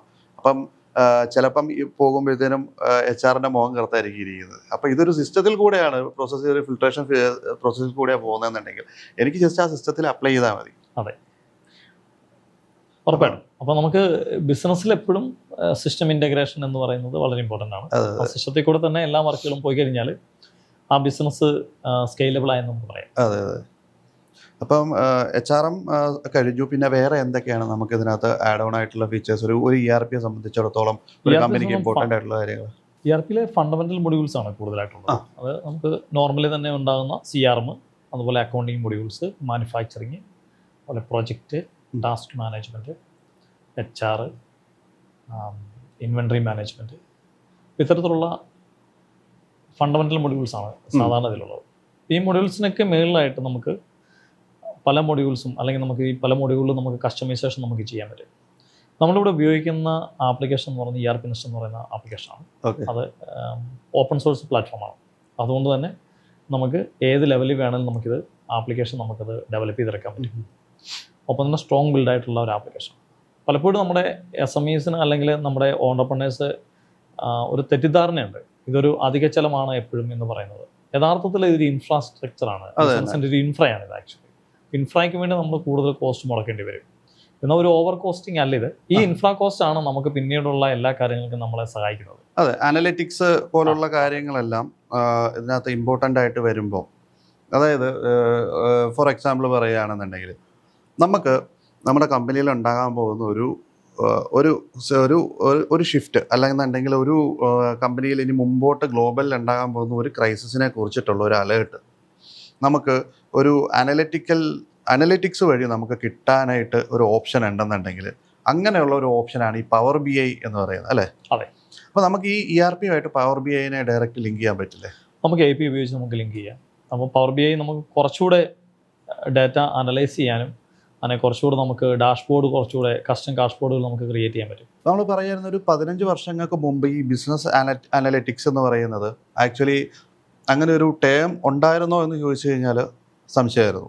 പക്ഷേ ഈ ബിസിനസ് അനലിറ്റിക്സ് എന്ന് പറയുന്ന ഒരു പുതിയൊരു ടേം വന്നതെന്ന് പറഞ്ഞു കഴിഞ്ഞാൽ ആക്ച്വലി ഒരു ബിസിനസ്സിനെ in and out each micro എന്താ പറയുക movement of A business should be captured and data will be generated from that. അതാണ് ഈ അനലിറ്റിക്സ് എന്ന് പറയുന്നത് അല്ലേ? പണ്ട് നമുക്ക് ഒരു ബിസിനസ് പ്രോഫിറ്റ് ആണോ ലോസ് ആണോ ഓണർക്ക് എന്താ അറിയേണ്ടത്? ഒരു ബിസിനസ് പ്രോഫിറ്റ് ആണോ ലോസ് ആണോ? അല്ലെന്നുണ്ടെങ്കിൽ ഒരു ബിസിനസ്സിൽ നമുക്ക് ഇൻവെൻറ്ററീസ് ഇത്രയുണ്ട്, എത്രയാണ് പ്രൊഡക്ഷൻ കപ്പാസിറ്റി, ഇതിനകത്ത് ഒരു റോ മെറ്റീരിയലിൻ്റെ വേസ്റ്റേജ് കാൽക്കുലേറ്റ് ചെയ്യാനോ അല്ലാന്നുണ്ടെങ്കിൽ നമുക്ക് മൈന്യൂട്ടായിട്ടുള്ള പല കാര്യങ്ങളും മനസ്സിലാക്കാനോ ഒരു സിസ്റ്റം ഇല്ലായിരുന്നു. ഇന്ന് നമുക്ക് പവർ BI പോലുള്ള സിസ്റ്റംസ് ഉണ്ട്. അപ്പോൾ നമുക്ക് ERP-യുമായിട്ട് ബന്ധപ്പെടുത്തി പവർ BI-യെ എങ്ങനെ യൂസ് ചെയ്യാം എന്നുള്ളതെന്ന് പറയാമോ? നമുക്കറിയാം പവർ BI എന്ന് പറയുന്നത് മൈക്രോസോഫ്റ്റിൻ്റെ ഒരു ടൂളാണ്. അപ്പം ഈ ടൂൾ നമുക്ക് ERP-യിലേക്ക് നമുക്ക് കണക്ട് ചെയ്യാൻ പറ്റും. അപ്പോൾ നോർമൽ കേസിൽ തന്നെ നമുക്ക് ERP-സിൽ ഡാഷ്ബോർഡുകളുണ്ട്. ആ ഡാഷ്ബോർഡുകളെ കുറച്ചുകൂടെ മൈക്രോ ലെവലിലേക്ക് കൊണ്ടുവരാൻ പറ്റും, അല്ലെങ്കിൽ മാക്രോ ലെവലിലേക്ക് നമുക്ക് ഇതിനെ കൊണ്ടുവരാൻ പറ്റും പവർ BI ഉപയോഗിച്ചുകൊണ്ട്. നമുക്ക് നേരത്തെ പറഞ്ഞ പോലെ തന്നെ നമുക്കൊരു പ്രൊഡക്റ്റ്, ഇപ്പോൾ ഒരു പ്രൊഡക്റ്റിനെ ബേസാണ് നമ്മൾ പറയുന്നതെങ്കിൽ ആ പ്രൊഡക്റ്റിനുള്ള ഡിമാൻഡ്, ആ പ്രൊഡക്റ്റിനുള്ള ഡിമാൻഡിലുണ്ടാകുന്ന വേരിയേഷൻസ്, ആ പ്രൊഡക്റ്റിലുണ്ടാകുന്ന അല്ലെങ്കിൽ മറ്റ് ചലഞ്ചസ്. ഇപ്പോൾ ഒരു എക്സാമ്പിൾ പറയുകയാണെന്നുണ്ടെങ്കിൽ സെയിൽസിൻ്റെ വോളിയം. ഇപ്പോൾ ഒരു പർട്ടിക്കുലർ പ്രൊഡക്റ്റിന് ചിലപ്പം ഒരു പീരീഡ് ആയിരിക്കും അതിന് ഉണ്ടാകുന്ന സൈക്ലിക്കലായിരിക്കും. അപ്പോൾ ഇങ്ങനെ ഉണ്ടാകുന്നുണ്ടാവും. അതല്ലെങ്കിൽ ഒരു പ്രൊഡക്റ്റ് മാർക്കറ്റിൽ നിന്ന് ഔട്ടാകാൻ പോകുന്നത് നമുക്ക് മുൻകൂട്ടി കാണാൻ പറ്റും. അതായത് നമ്മളൊരു ആ പ്രൊഡക്റ്റിൻ്റെ നമുക്ക് അതിൻ്റെ സെയിൽസ് അനലൈസ് ചെയ്യുമ്പോൾ നമുക്കത് വളരെ മൈന്യൂട്ടായിട്ടായിരിക്കും ചിലപ്പോൾ കുറഞ്ഞു വരിക. പെട്ടെന്നൊരു ദിവസം ഒരു പ്രൊഡക്റ്റ് അവസാനിക്കല്ല, വളരെ കുറഞ്ഞു വരുമ്പോൾ നമുക്കത് എവിടെയാണ് നമുക്കത് കുറവുണ്ടായിരിക്കുന്നത് നമുക്കത് അറിയാൻ പറ്റും. അപ്പോൾ ഇങ്ങനെ ഇത്രയും മൈക്രോ ലെവലിലുള്ള അനലറ്റിക്സ് നടത്താൻ പറ്റുന്നതാണ് BI tool. അത് എത്ര അത് ഇതിൻ്റെ ഒരു ഗുണമെന്ന് പറഞ്ഞു കഴിഞ്ഞാൽ ഈ പവർ BI പോലുള്ള ഡാഷ്ബോർഡുകൾ നമുക്ക് ഡയറക്റ്റ് നമ്മുടെ ERP-യിലേക്ക് യൂസ് ചെയ്യുമ്പോഴുള്ള ഗുണമെന്ന് പറഞ്ഞു കഴിഞ്ഞാൽ നമ്മുടെ ഡേറ്റാസ് നമുക്ക് മാനുവലി ഇൻപുട്ട് കൊടുക്കാതെ തന്നെ അതിലേക്ക് വരികയാണ്. ഈ പവർ BI പോലുള്ള ഡാഷ്ബോർഡുകളുടെ വേറൊരു പ്രത്യേകത എന്ന് പറഞ്ഞു കഴിഞ്ഞാൽ ഞാൻ കണ്ടേക്കുന്നത് ഈ നമുക്കൊരു എന്താ പറയുക ഒരു അമർചിത്രകഥയൊക്കെ നമ്മൾ വായിച്ചിട്ടുണ്ടല്ലോ, ഏകദേശം അതൊക്കെ വായിക്കുന്ന പോലെ തന്നെ വളരെ സിമ്പിളായിട്ട് നമുക്ക് നമ്മുടെ ഡാഷ്ബോർഡിൽ എന്താണ് നടക്കുന്നത്, എവിടെയാണ് കാര്യങ്ങൾ നടക്കുന്നത്, എവിടെയാണ് നമുക്ക് റോ മെറ്റീരിയലിൻ്റെ ക്രൈസിസ് ഉണ്ട്, റോ മെറ്റീരിയലിൻ്റെ പ്രൈസ് കൂടിയിട്ടുണ്ട്, അപ്പോൾ ഇത്രയാണ് നമ്മുടെ പ്രൊഡക്ഷൻ കോസ്റ്റിൽ വരുന്ന വേരിയേഷൻ, ഈ വേരിയേഷൻ നമുക്ക് ക്യാപ്പ് ചെയ്യണമെങ്കിൽ നമുക്ക് വേണ്ട തീരുമാനം അപ്പോൾ എടുക്കാം. എന്താണ് നമുക്ക് ചെയ്യേണ്ടത്? അതായത് ഇപ്പം റോ മെറ്റീരിയൽസിൻ്റെ പ്രൈസ് കണ്ടിന്യൂസ് ആയിട്ട് കൂടി. ഇപ്പം ഗ്ലോബൽ സിറ്റുവേഷൻസിൽ ഇപ്പം നോക്കുകയാണെന്നുണ്ടെങ്കിൽ ഇപ്പം യുദ്ധം നടന്നപ്പം പല റോ മെറ്റീരിയൽസിൻ്റെയും വില, അതായത് അലൂമിനിയം എന്ന് പറയുന്ന ഒരു റോ മെറ്റീരിയലിൻ്റെ വില ഭയങ്കരമായിട്ട് ഇപ്പോൾ കൂടിക്കൊണ്ടിരിക്കുകയാണ്. അപ്പോൾ ഇത് ഇത്രത്തോളം കൂടുന്നുണ്ട്. അപ്പോൾ അങ്ങനെയാണെന്നുണ്ടെങ്കിൽ നമുക്ക് എന്താ ചെയ്യുന്നത്, ഇനി വില ഒരു 10-20% കൂടുന്നതിന് മുമ്പേ നമുക്ക് സ്റ്റോക്ക് വേണമെങ്കിൽ ഇരട്ടിയോ 3 ഇരട്ടിയോ ആക്കാം. അതിനനുസരിച്ച് നമ്മുടെ പ്രോഡക്റ്റിന് ഡിമാൻഡ് ഉണ്ടെങ്കിൽ നമുക്ക് ഇത്രയും സ്റ്റോക്ക് ചെയ്താലും കുഴപ്പമില്ല. അപ്പം അവിടെ നമുക്ക് പ്രോഫിറ്റാണ് വരുന്നത്, ഒരു 10-20% പ്രോഫിറ്റാണ്. എന്തായാലും നമുക്ക് പ്രോഡക്റ്റിൻ്റെ വില കൂടുമ്പോൾ നമ്മളെല്ലാം പ്രൈസ് ഇൻക്രീസ് ചെയ്യും. പക്ഷേ നമുക്ക് അത്രയും സ്റ്റോക്ക് ഉണ്ടെങ്കിൽ പ്രൊഡക്ഷൻ ലാഗാണ്ട് നമുക്ക് അത്രത്തോളം പ്രോഫിറ്റ് അവിടെ കൂടുകയാണ് ചെയ്യുന്നത്. അപ്പോൾ നമുക്ക് ഏകദേശം ആ ഒരു ക്രൈസിസിനെ മാനേജ് ചെയ്യാൻ പറ്റും. അപ്പോൾ ഇങ്ങനെയുള്ള മൈന്യൂട്ടായിട്ടുള്ള ഡേറ്റാസ് ഈ പവർ BI വഴി കിട്ടും. അപ്പോൾ ഇതൊരു എന്താ പറയുക, ഒരു കഥപുസ്തകം വായിക്കുന്ന വളരെ ലളിതമായിട്ട് നമുക്ക് ഈ ഒരു ഡാഷ്ബോർഡ്, എത്ര ഫൈനാൻഷ്യലി അത്ര നോളജ് ഇല്ലാത്ത ആൾക്കാരാണെങ്കിലും ഇത് കണ്ടിട്ടുണ്ടെങ്കിൽ ഇതിനകത്ത് എന്താണ് കാര്യങ്ങൾ നടക്കുന്നതെന്ന് മനസ്സിലാക്കാൻ പറ്റും. പക്ഷേ ഇതൊക്കെ നമുക്ക് ഇന്ന് നമ്മുടെ ബിസിനസ്സുകാർ ഇതൊക്കെ മനസ്സിലാക്കി വരുന്നുണ്ട്. പക്ഷേ ഇന്നും എക്സലിൽ മാത്രം എന്താ പറയുക ഒതുങ്ങി നിൽക്കുന്ന കുറേ കച്ചവടക്കാരുണ്ട്. എക്സൽ ഒരു മോശം ടൂൾ അല്ല, പക്ഷേ എക്സൽ എന്ന് പറയുന്ന ഒരു തുടക്കക്കാരന് മാത്രം പറ്റുന്നു. അതെ, ഇത് എക്സ്പാൻഡ് ചെയ്യുന്നതനുസരിച്ച് അല്ല, നമ്മുടെ ഇൻഫ്ര വളരേണ്ട അനുസരിച്ച് എക്സലിലേക്ക് നമ്മൾ കൊടുക്കേണ്ട ഇൻപുട്ടുകൾ മാനുവലി ചെയ്യേണ്ട വരും അല്ലേ. പിന്നെ എക്സൽ എന്ന് പറയുന്നത് എപ്പോൾ വേണമെങ്കിലും നമ്മളൊരു ഇട്ടിരിക്കുന്ന ഒരു ഫോൾഡർ ക്രഷായി പോയി കഴിഞ്ഞാൽ എക്സൽ പോയി, അല്ല ഹാർഡ് ഡിസ്ക് പോയി കഴിഞ്ഞാൽ എക്സൽ ആ ഒരു ഡാറ്റ ഫുള്ള് പോകേണ്ട ഇത് വരും. പിന്നെ നമ്മൾ ഈ എക്സലിൽ ഫേസ് ചെയ്യുന്ന ഏറ്റവും വലിയൊരു പ്രശ്നം എന്ന് പറഞ്ഞു കഴിഞ്ഞാൽ എക്സലിൻ്റെ ബാക്കപ്പുകൾ, നമ്മൾ ചിലപ്പം ഡ്രൈവിൽ വേറെ ബാക്കപ്പ് ആയിരിക്കും, ഇവിടെ വേറെ ഈ ബാക്കപ്പുകൾ തമ്മിലുള്ള മിസ്മാച്ചുകൾ, ഇതൊക്കെ വലിയൊരു പ്രശ്നമാണ്. അല്ല, പുതിയ തലമുറയിലുള്ള ബിസിനസ്സുകാരെ ഇപ്പം അതിൽ നിന്നൊക്കെ ഒരുപാട് മാറ്റമായി. നമ്മൾ ഇൻഫ്രയ്ക്ക് മുടക്കുന്നത് ഒരു നഷ്ടമല്ല എന്നുള്ള ബോധ്യം അവർക്കായിട്ടുണ്ട്. ഇതൊരു ബിസിനസ്സിന് ഇൻഫ്രയാണ് ആക്ച്വലി ERP എന്ന് പറയുന്നത്. നമ്മൾ നേരത്തെ പറഞ്ഞ പോലെ തന്നെ എക്സൽ അല്ലെങ്കിൽ അത്തരത്തിലുള്ള ഔട്ട്ഡേറ്റഡ് സിസ്റ്റം, നമ്മൾ ഔട്ട്ഡേറ്റഡ് എന്നുള്ള വാക്ക് ഉപയോഗിക്കുന്നത് അത് ഒരു മുന്നോട്ട് പോകുന്ന ഒരു ബിസിനസ്സുകാരനെ സംബന്ധിച്ചിടത്തോളം അത് ഔട്ട്ഡേറ്റഡ്. അതെ, നമുക്ക് ജസ്റ്റ് എന്താ പറയുക ഒരു എക്സൽ ഫയലായിട്ട് വേണമെങ്കിൽ നമ്മുടെ ഡാറ്റാസ് ഡൗൺലോഡ് ചെയ്ത് വെച്ച് നമുക്ക് കാണാം. പക്ഷേ നമുക്ക് അതിനെ സ്ഥിരം ടൂളാക്കി യൂസ് ചെയ്യുന്ന നമ്മുടെ ചാർട്ടേഡ് അക്കൗണ്ട് നമുക്ക് ഡാറ്റ അയച്ചു കൊടുക്കാൻ എക്സൽ ഉപയോഗിക്കാം. ആ രീതിയിൽ നമുക്ക് വേണം ചെയ്യാം. പക്ഷേ ERP സിസ്റ്റം അല്ലെങ്കിൽ ഉപയോഗിക്കുന്ന സമയങ്ങളിൽ നമുക്ക് ഇത്തരത്തിലുള്ള തേർഡ് പാർട്ടി ഇൻറ്റഗ്രേഷൻസ് നമുക്ക് ഒരുപാട് ചെയ്യാൻ പറ്റും. പറഞ്ഞാൽ പവർ BI നമ്മൾ ഉപയോഗിക്കുന്ന സമയത്ത് നമുക്കുണ്ടാകുന്ന ആ ഡാറ്റ അനലൈസ് ചെയ്ത് നമ്മുടെ ബിസിനസ്സിനെ കുറച്ചുകൂടെ മുന്നോട്ട് എത്തിക്കാൻ വേണ്ടിയുള്ള ഒരു സംവിധാനം നമുക്ക് എടുക്കാൻ പറ്റും. അപ്പോൾ ഇത്തരത്തിലുള്ള കാര്യങ്ങൾ നമുക്ക് ഇൻറ്റഗ്രേറ്റ് ചെയ്യാൻ പറ്റും. ഇപ്പം അതല്ലെങ്കിൽ മറ്റ് ഏതെങ്കിലും ടൂളുകളൊക്കെ നമുക്ക് ഇൻറ്റഗ്രേറ്റ് ചെയ്യാൻ നമുക്ക് വളരെ ഈസി ആയിട്ട് നമുക്ക് ഇൻറ്റഗ്രേറ്റ് ചെയ്യാം. ഓക്കെ, പവർ BIയിലേക്ക് തന്നെ തിരിച്ചു വന്നു കഴിഞ്ഞാൽ എല്ലാ ബിസിനസ്സിനും ഉണ്ടാകുന്ന ഡാഷ്ബോർഡ്, ഇപ്പം സബിനിവിടെ പറഞ്ഞ പോലെ അമർചിത്രകഥ എന്ന് പറഞ്ഞ പോലെ ഒരു ബിസിനസ് ഓണറെ സംബന്ധിച്ചിടത്തോളം അദ്ദേഹത്തിന് ബിസിനസ് വളർത്താൻ വേണ്ടി ഒരുപാട് ട്രാവൽ ചെയ്യേണ്ടി വരാം, അദ്ദേഹത്തിന് മറ്റ് പല മീറ്റിംഗ്സിനും പോകേണ്ടി വരാം. ഈ സമയത്ത് അദ്ദേഹത്തിൻ്റെ ബിസിനസ്സിൽ എന്താ നടക്കുന്നതെന്നുള്ള കാര്യം അദ്ദേഹത്തിന് അറിയാൻ പറ്റത്തില്ല. ആ ഒരു പൂർണ്ണമായി അദ്ദേഹത്തിൻ്റെ യാത്രയിൽ അദ്ദേഹത്തിൻ്റെ ഓഫീസിൽ എന്താണ് നടക്കുന്നത്, സെയിൽസിൽ എന്താണ് നടക്കുന്നത് എന്നുള്ള കാര്യം അദ്ദേഹത്തിന് ഓരോ സെഷനിലുള്ള ഡാഷ്ബോർഡുകളെടുത്ത് നോക്കിക്കഴിഞ്ഞാൽ ഇതിന് ഏറ്റവും വലിയ പ്രത്യേകത എന്താണെന്ന് ചോദിച്ചു കഴിഞ്ഞാൽ ഓരോ ലെവലിലും നമുക്ക് ഡാഷ്ബോർഡുകൾ നമുക്ക് ക്രിയേറ്റ് ചെയ്യാം. ഈ പറഞ്ഞ CRMൻ്റെ പാർട്ടിലുണ്ടാവാം, ഇൻവെന്ററിയുടെ പാർട്ടിലുണ്ടാവാം. ഇത് കൺസോൾഡേറ്റഡ് ചെയ്ത് എല്ലാം കൂടെ ചേർത്തുകൊണ്ടാണ് അനലൈസ് ചെയ്ത് നമുക്കൊരു റിപ്പോർട്ട് തരിക. ഈ ഡാഷ്ബോർഡ് നമുക്ക് കാണുമ്പോൾ തന്നെ നമുക്ക് മനസ്സിലാവും ഈ ബിസിനസ് എങ്ങനെയാണ് പോകുന്നത്, കഴിഞ്ഞ മാസം എങ്ങനെയായിരുന്നു ബിസിനസ്, കഴിഞ്ഞ വർഷം എങ്ങനെയായിരുന്നു ബിസിനസ്. സെയിൽസ് ഉണ്ടാകാം, ക്യാഷ് ഫ്ലോ ഉണ്ടാകാം. അല്ലെങ്കിൽ പിന്നെ നമ്മൾ എന്താ പറയുക അക്കൗണ്ടിങ്ങിൽ അത്രയും എഫക്റ്റീവായിട്ട് അക്കൗണ്ടിങ് അറിയാവുന്ന ഒരു ബിസിനസ്സുകാരന് പോലും ആ കമ്പനിയിൽ നടക്കുന്ന പല ഡേറ്റാസും കാര്യങ്ങളും എല്ലാം കാൽക്കുലേറ്റ് ചെയ്യുന്ന കുറേ റേഷ്യോസ് യൂസ് ചെയ്യേണ്ടി വരും. പ്രോഫിറ്റബിലിറ്റി റേഷ്യോ, ക്വിക്ക് റേഷ്യോ, അല്ലെങ്കിൽ ഇങ്ങനെ ഒരുപാട് റേഷ്യോസ് യൂസ് ചെയ്തിട്ട് വേണം ഈ കാര്യങ്ങളെല്ലാം കാൽക്കുലേറ്റ് ചെയ്തെടുക്കാൻ. ഇതെല്ലാം നമുക്ക് നമ്മുടെ കൺമുമ്പിൽ ഒരു ഡാഷ്ബോർഡിൽ കിട്ടും. ഒരു കാര്യം കൂടെ ചേർത്ത് പറയാനുണ്ട്. ഇപ്പോൾ അക്കൗണ്ടിങ് നമ്മളിപ്പോൾ പറഞ്ഞല്ലോ, നമ്മൾ മുൻകാലങ്ങളിൽ നമ്മുടെ അക്കൗണ്ടിങ് എന്ന് പറയുന്നത് നമുക്ക് ബിസിനസ്സിൽ ഒരു പ്രോഫിറ്റ് ഉണ്ടോ എന്ന് അറിയാൻ നമുക്ക് ഇയർ എൻഡിങ് വേണമായിരുന്നു. അതെ ഇപ്പോൾ അത് നമുക്ക് ഡേ ടു ഡേ നമുക്കറിയാം. അറിയാം. ചെറിയ ടാലി പോലത്തെ ആപ്ലിക്കേഷനിൽ പോലും നമുക്ക് ഡെയിലി ട്രാൻസാക്ഷൻസ് അറിയാം. പക്ഷെ ഇതങ്ങനല്ല. നമ്മൾ പലപ്പോഴും നമുക്ക് പ്രോഫിറ്റ് ആണെന്നോ നമ്മുടെ സിസ്റ്റം കാണിക്കുന്നത് പലതും പ്രോഫിറ്റ് ആവണമെന്നില്ല. അപ്പം നമ്മളുടെ ഡെഡ് സ്റ്റോക്ക് ഉണ്ടാവും. അപ്പോൾ ഡെഡ് സ്റ്റോക്ക് ശരിക്കും പറഞ്ഞാൽ പ്രോഫിറ്റ് ആയിട്ടായിരിക്കും കാൽക്കുലേറ്റ് ചെയ്യുന്നത്. നമ്മൾ സിസ്റ്റം കാൽക്കുലേറ്റ് ചെയ്യുന്നത് നമ്മൾ സാധാരണ ആപ്ലിക്കേഷൻ കാൽക്കുലേറ്റ് ചെയ്യുന്നത്. ഇത് ഡെഡ് സ്റ്റോക്ക് ആണെന്നും ഈ പ്രോഡക്റ്റിന് ഇത്ര കാലമായിട്ട് മൂവ്മെന്റ് ഇല്ല എന്നുള്ള കാര്യം നമുക്ക് അറിയണമെന്നുണ്ടെങ്കിൽ ഇത്തരത്തിലുള്ള മൈക്രോ ലെവലിലുള്ള ഡാഷ്ബോർഡുകൾ വേണം. അതുപോലെ തന്നെ ഒരാൾ ഇപ്പോൾ ഒരു സെയിൽസ് പേഴ്സൺ, ആ സെയിൽസ് പേഴ്സണിന്റെ അദ്ദേഹത്തിന്റെ വോളി എത്ര ഉണ്ട് എന്ന് നമുക്ക് അറിയണമെന്നുണ്ടെങ്കിൽ നമുക്ക് ഇത്തരത്തിലുള്ള ഡാഷ്ബോർഡുകൾ വേണം. ഓരോ അക്കൗണ്ടിങ്ങിൽ എന്തെങ്കിലും പ്രോബ്ലം ഉണ്ടായിട്ടുണ്ടോ, അവിടെ എന്തെങ്കിലും എഡിറ്റിങ്ങോ കാര്യങ്ങളോ നടന്നിട്ടുണ്ടോ എന്ന് അറിയാനും നമുക്ക് വേണമെങ്കിൽ ഇത്തരത്തിലുള്ള കാര്യങ്ങളാണ് ലോഗ് ഫയലുകളൊക്കെ നമുക്ക് എടുക്കാൻ പറ്റും. അപ്പോൾ ബിസിനസ്സിനെ സംബന്ധിച്ചിടത്തോളം നമ്മുടെ ബിസിനസ് വളരുന്നതനുസരിച്ച് തന്നെ നമ്മുടെ ഇൻഫ്രയും വളരണം. അതായത് ഇൻഫ്ര എന്ന് പറയുകയാണെങ്കിൽ backbone of the business എന്നാണ് പറയാം. ഇപ്പം നേരത്തെ പറഞ്ഞ പോലെ സബിന് ഉപയോഗിച്ചൊരു വാക്ക് ക്യാഷ് ഫ്ലോ എന്ന് പറഞ്ഞാൽ വളരെ ഇമ്പോർട്ടൻ്റ് ആണ്. അപ്പോൾ ഈ ക്യാഷ് ഫ്ലോ നമുക്ക് കൃത്യമായിട്ട് മോണിറ്റർ ചെയ്യുകയും പേയ്മെന്റ് എവിടെയാണ് പെൻഡിങ് കിടക്കുന്നത് നമുക്ക് അറിയാൻ പറ്റുകയും ചെയ്യുക എന്നുള്ളത് വളരെ പ്രധാനപ്പെട്ട കാര്യമാണ്. അത്തരത്തിലുള്ള കാര്യങ്ങൾ ഇപ്പോൾ റൂട്ട് സെയിൽ ചെയ്യുന്ന ആൾക്കാർ ഇപ്പം ഓരോരുത്തർക്കും വേണ്ട ഡാഷ്ബോർഡുകൾ വ്യത്യസ്തമായിരിക്കും. ഒരു കൺസ്ട്രക്ഷൻ ചെയ്യുന്ന ഒരാളുടെ ഡാഷ്ബോർഡ് ആയിരിക്കില്ല മാനുഫാക്ചറിങ് കമ്പനിക്ക് വേണം, മാനുഫാക്ചറിങ് ചെയ്യുന്ന ഒരാൾക്കായിരിക്കില്ല ഹെൽത്ത് കെയറിൽ വർക്ക് ചെയ്യുന്ന ഒരാൾക്ക് വേണം. അപ്പോൾ ഇങ്ങനെ പലതിനും പല രീതിയിലായിരിക്കും വരിക. അപ്പം അദ്ദേഹത്തിനനുസരിച്ച് ഏത് ബിസിനസ്സാണ് ഓരോ ഓണ്ടർപ്രനറിനെ സംബന്ധിച്ചോളം അയാളുടെ ബിസിനസ്സിനനുസരിച്ച് നമ്മൾ ഡാഷ്ബോർഡുകൾ ക്രിയേറ്റ് ചെയ്യുക. ആ ഡാഷ്ബോർഡുകൾ കുറച്ചുകൂടെ ലെവലിൽ വേണമെന്ന് ആഗ്രഹമുള്ളവർക്ക് നമുക്ക് പവർ ബി ഐ ടൂളുകൾ ഉപയോഗിച്ചുകൊണ്ട് നമുക്കത് കുറച്ചുകൂടെ അതിനെ അവർക്ക് വേണ്ട രീതിയിലേക്ക് അതിനെ മൈക്രോ ലെവലിൽ നമുക്കത് കസ്റ്റമൈസ് ചെയ്യാൻ സാധിക്കും. ദാദ്ര ERP ദാദ്ര എന്തൊക്കെയാണ് ചെയ്യുന്നതെന്ന് നമുക്ക് മനസ്സിലായി. അപ്പോൾ എന്തൊക്കെയാണ് ദാദ്രയുടെ വേറെ സൊല്യൂഷൻസ്? ദാദ്രയുടെ വേറെ സൊല്യൂഷൻ എന്ന് പറയുന്നത് ദാദ്രയുടെ അടുത്ത് വരുന്ന IT റിലേറ്റഡ് ആയിട്ടുള്ള വർക്ക്സുകൾ പലതും നമുക്ക് ചെയ്യാൻ പറ്റും തന്നെയാണ്. ഇപ്പോൾ ഇ കൊമേഴ്സ് നമുക്ക് ഇൻ്റഗ്രേറ്റ് ചെയ്ത് ERP ആയിട്ട് ഇൻ്റഗ്രേറ്റ് ചെയ്യാൻ പറ്റും. അപ്പം ഒരു ERP ബിസിനസ് ERPയിലേക്ക് തന്നെ ഈ കൊമേഴ്സ് നമുക്ക് ഇൻ്റഗ്രേറ്റ്, അതായത് ഒരു ഓർഡർ വന്നു കഴിഞ്ഞാൽ അതിനെ ഡയറക്റ്റ് നമുക്ക് ERPയിലേക്ക് കൊണ്ടുവരാൻ പറ്റും.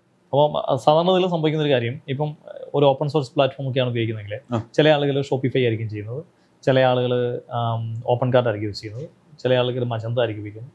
ഇത്തരത്തിലുള്ള ഓപ്പൺ സോഴ്സ് പ്ലാറ്റ്ഫോമോ അതല്ലാതെ മറ്റ് ആപ്ലിക്കേഷൻസ് ഒക്കെ ഉപയോഗിക്കുകയും ചെയ്യുന്നത്. അപ്പോൾ ഇതിൽ നിന്നെല്ലാം വരുന്ന ഡേറ്റയെ നമുക്ക് ഇങ്ങോട്ട് ERPയിലേക്ക് നമുക്ക് കണക്ട് ചെയ്യാം. അപ്പോൾ ERPയിലെ ഡേറ്റയിൽ അല്ലെങ്കിൽ ഇവിടുത്തെ സ്റ്റോക്കുമായിട്ട് നമുക്ക് അതിനെ സിങ്ക് ചെയ്യാൻ പറ്റും.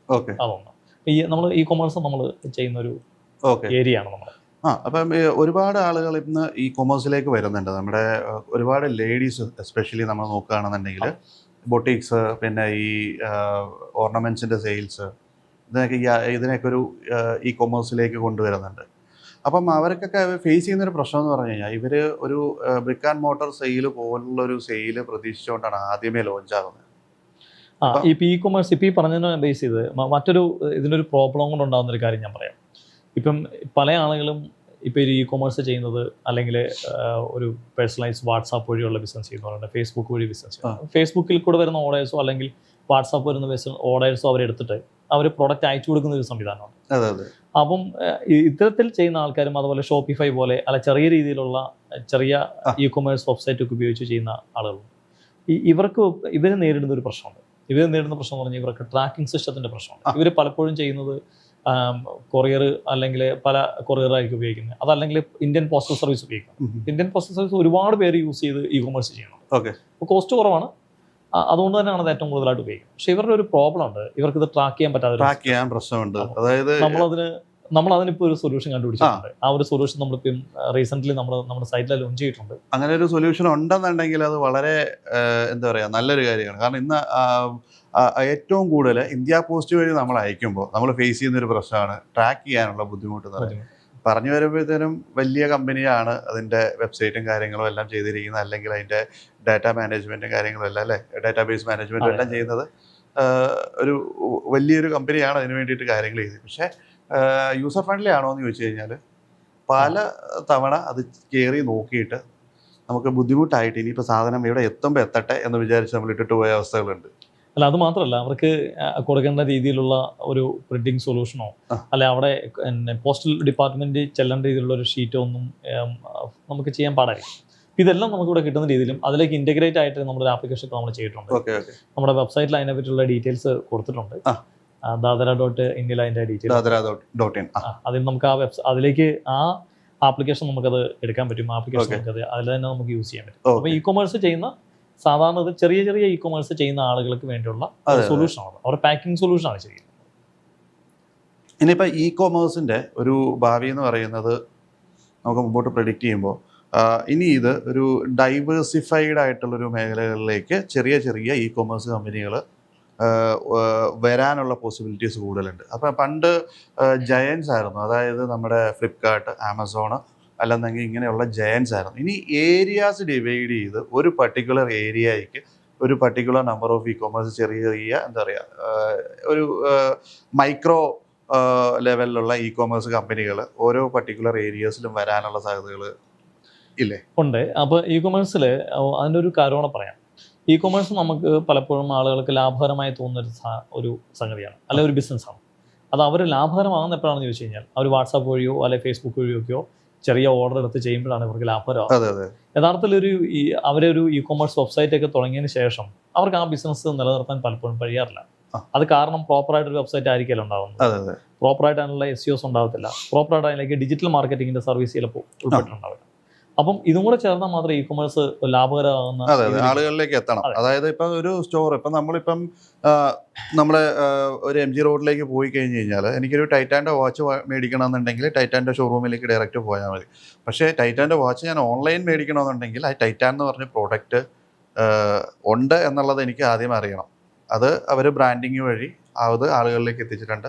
ടൈറ്റാൻ ഇത്ര പ്രോഡക്റ്റുകളുണ്ട്, ടൈറ്റാൻ ഇത്ര പ്രോഡക്റ്റുകൾ സെല്ല് ചെയ്യുന്നുണ്ട്. ഇപ്പോൾ ഷോറൂമിൽ പോകാതെ തന്നെ എനിക്ക് ഓൺലൈനിൽ പർച്ചേസ് ചെയ്യാൻ പറ്റും എന്നുള്ളൊരു തോന്നൽ എനിക്കുണ്ട്. അപ്പോൾ അതുപോലെ തന്നെ ഒരു ലോക്കലിലുള്ള ഇതേപോലുള്ള ഇനിയിപ്പം ഓർഗനൈസ്ഡ് അല്ല അൺഓർഗനൈസ്ഡ് ആയിട്ടുള്ള ചെറിയ ചെറിയ ഇ കൊമേഴ്സ് കമ്പനികൾ പല മേഖലകൾ തിരിച്ച് വരാനുള്ള സാധ്യതകളുണ്ട്. പക്ഷെ അവരവരുടെ പ്രോഡക്റ്റ് ഇന്ന വെബ്സൈറ്റിൽ ഉണ്ടാവും എന്ന് അവർ ആളുകളിലേക്ക് എത്തിക്കണം. അതിന് ഈ പറയുന്ന പോലെ SEO പിന്നെ ഡിജിറ്റൽ മാർക്കറ്റിംഗ് ഈ മാർഗ്ഗങ്ങളെ അവർക്ക് യൂസ് ചെയ്യും. ഈ പറഞ്ഞതിനോട് ഒന്നുകൂടെ കൂടിച്ചേർത്തായിരിക്കും. ഇപ്പം നമ്മളിപ്പം സബിനോട് സൂചിപ്പിച്ചൊരു കാര്യമുണ്ട്. ഒരു വാച്ച് വാങ്ങിക്കാൻ വേണ്ടി നമ്മൾ ടൈറ്റാൻ ഷോറൂമിൽ പോകുന്നു. ടൈറ്റാൻ ഷോറൂമിൽ ചെന്ന് കഴിയുമ്പോൾ നമ്മൾ വാച്ച് കെട്ടി നോക്കിയിട്ടായിരിക്കും വാങ്ങിക്കുന്നത്, അല്ലേ?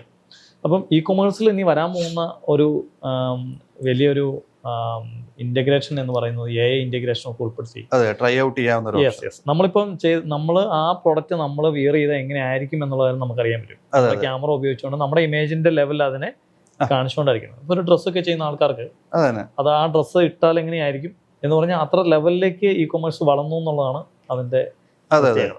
അപ്പൊ അത്തരത്തിലുള്ള അങ്ങനെ വരുമ്പോൾ ഇ കൊമേഴ്സിന്റെ ഒരു സാധ്യത വളരെ വലുതാണ്. പിന്നെ ഒരുപോലെ തന്നെ അതൊരു പിന്നെ മീഡിയം ലെവലിൽ നിന്ന് കുറച്ചുകൂടെ പ്രീമിയം ലെവലിലേക്ക് അത് മാറി എന്നുള്ളതാണ്. ആ ഒരു എക്സ്പീരിയൻസ് ഇല്ലാത്തതാണ് ഇ കൊമേഴ്സ് ഇന്ന് വരെ ഫേസ് ചെയ്തുകൊണ്ടിരുന്ന ഒരു പ്രശ്നം.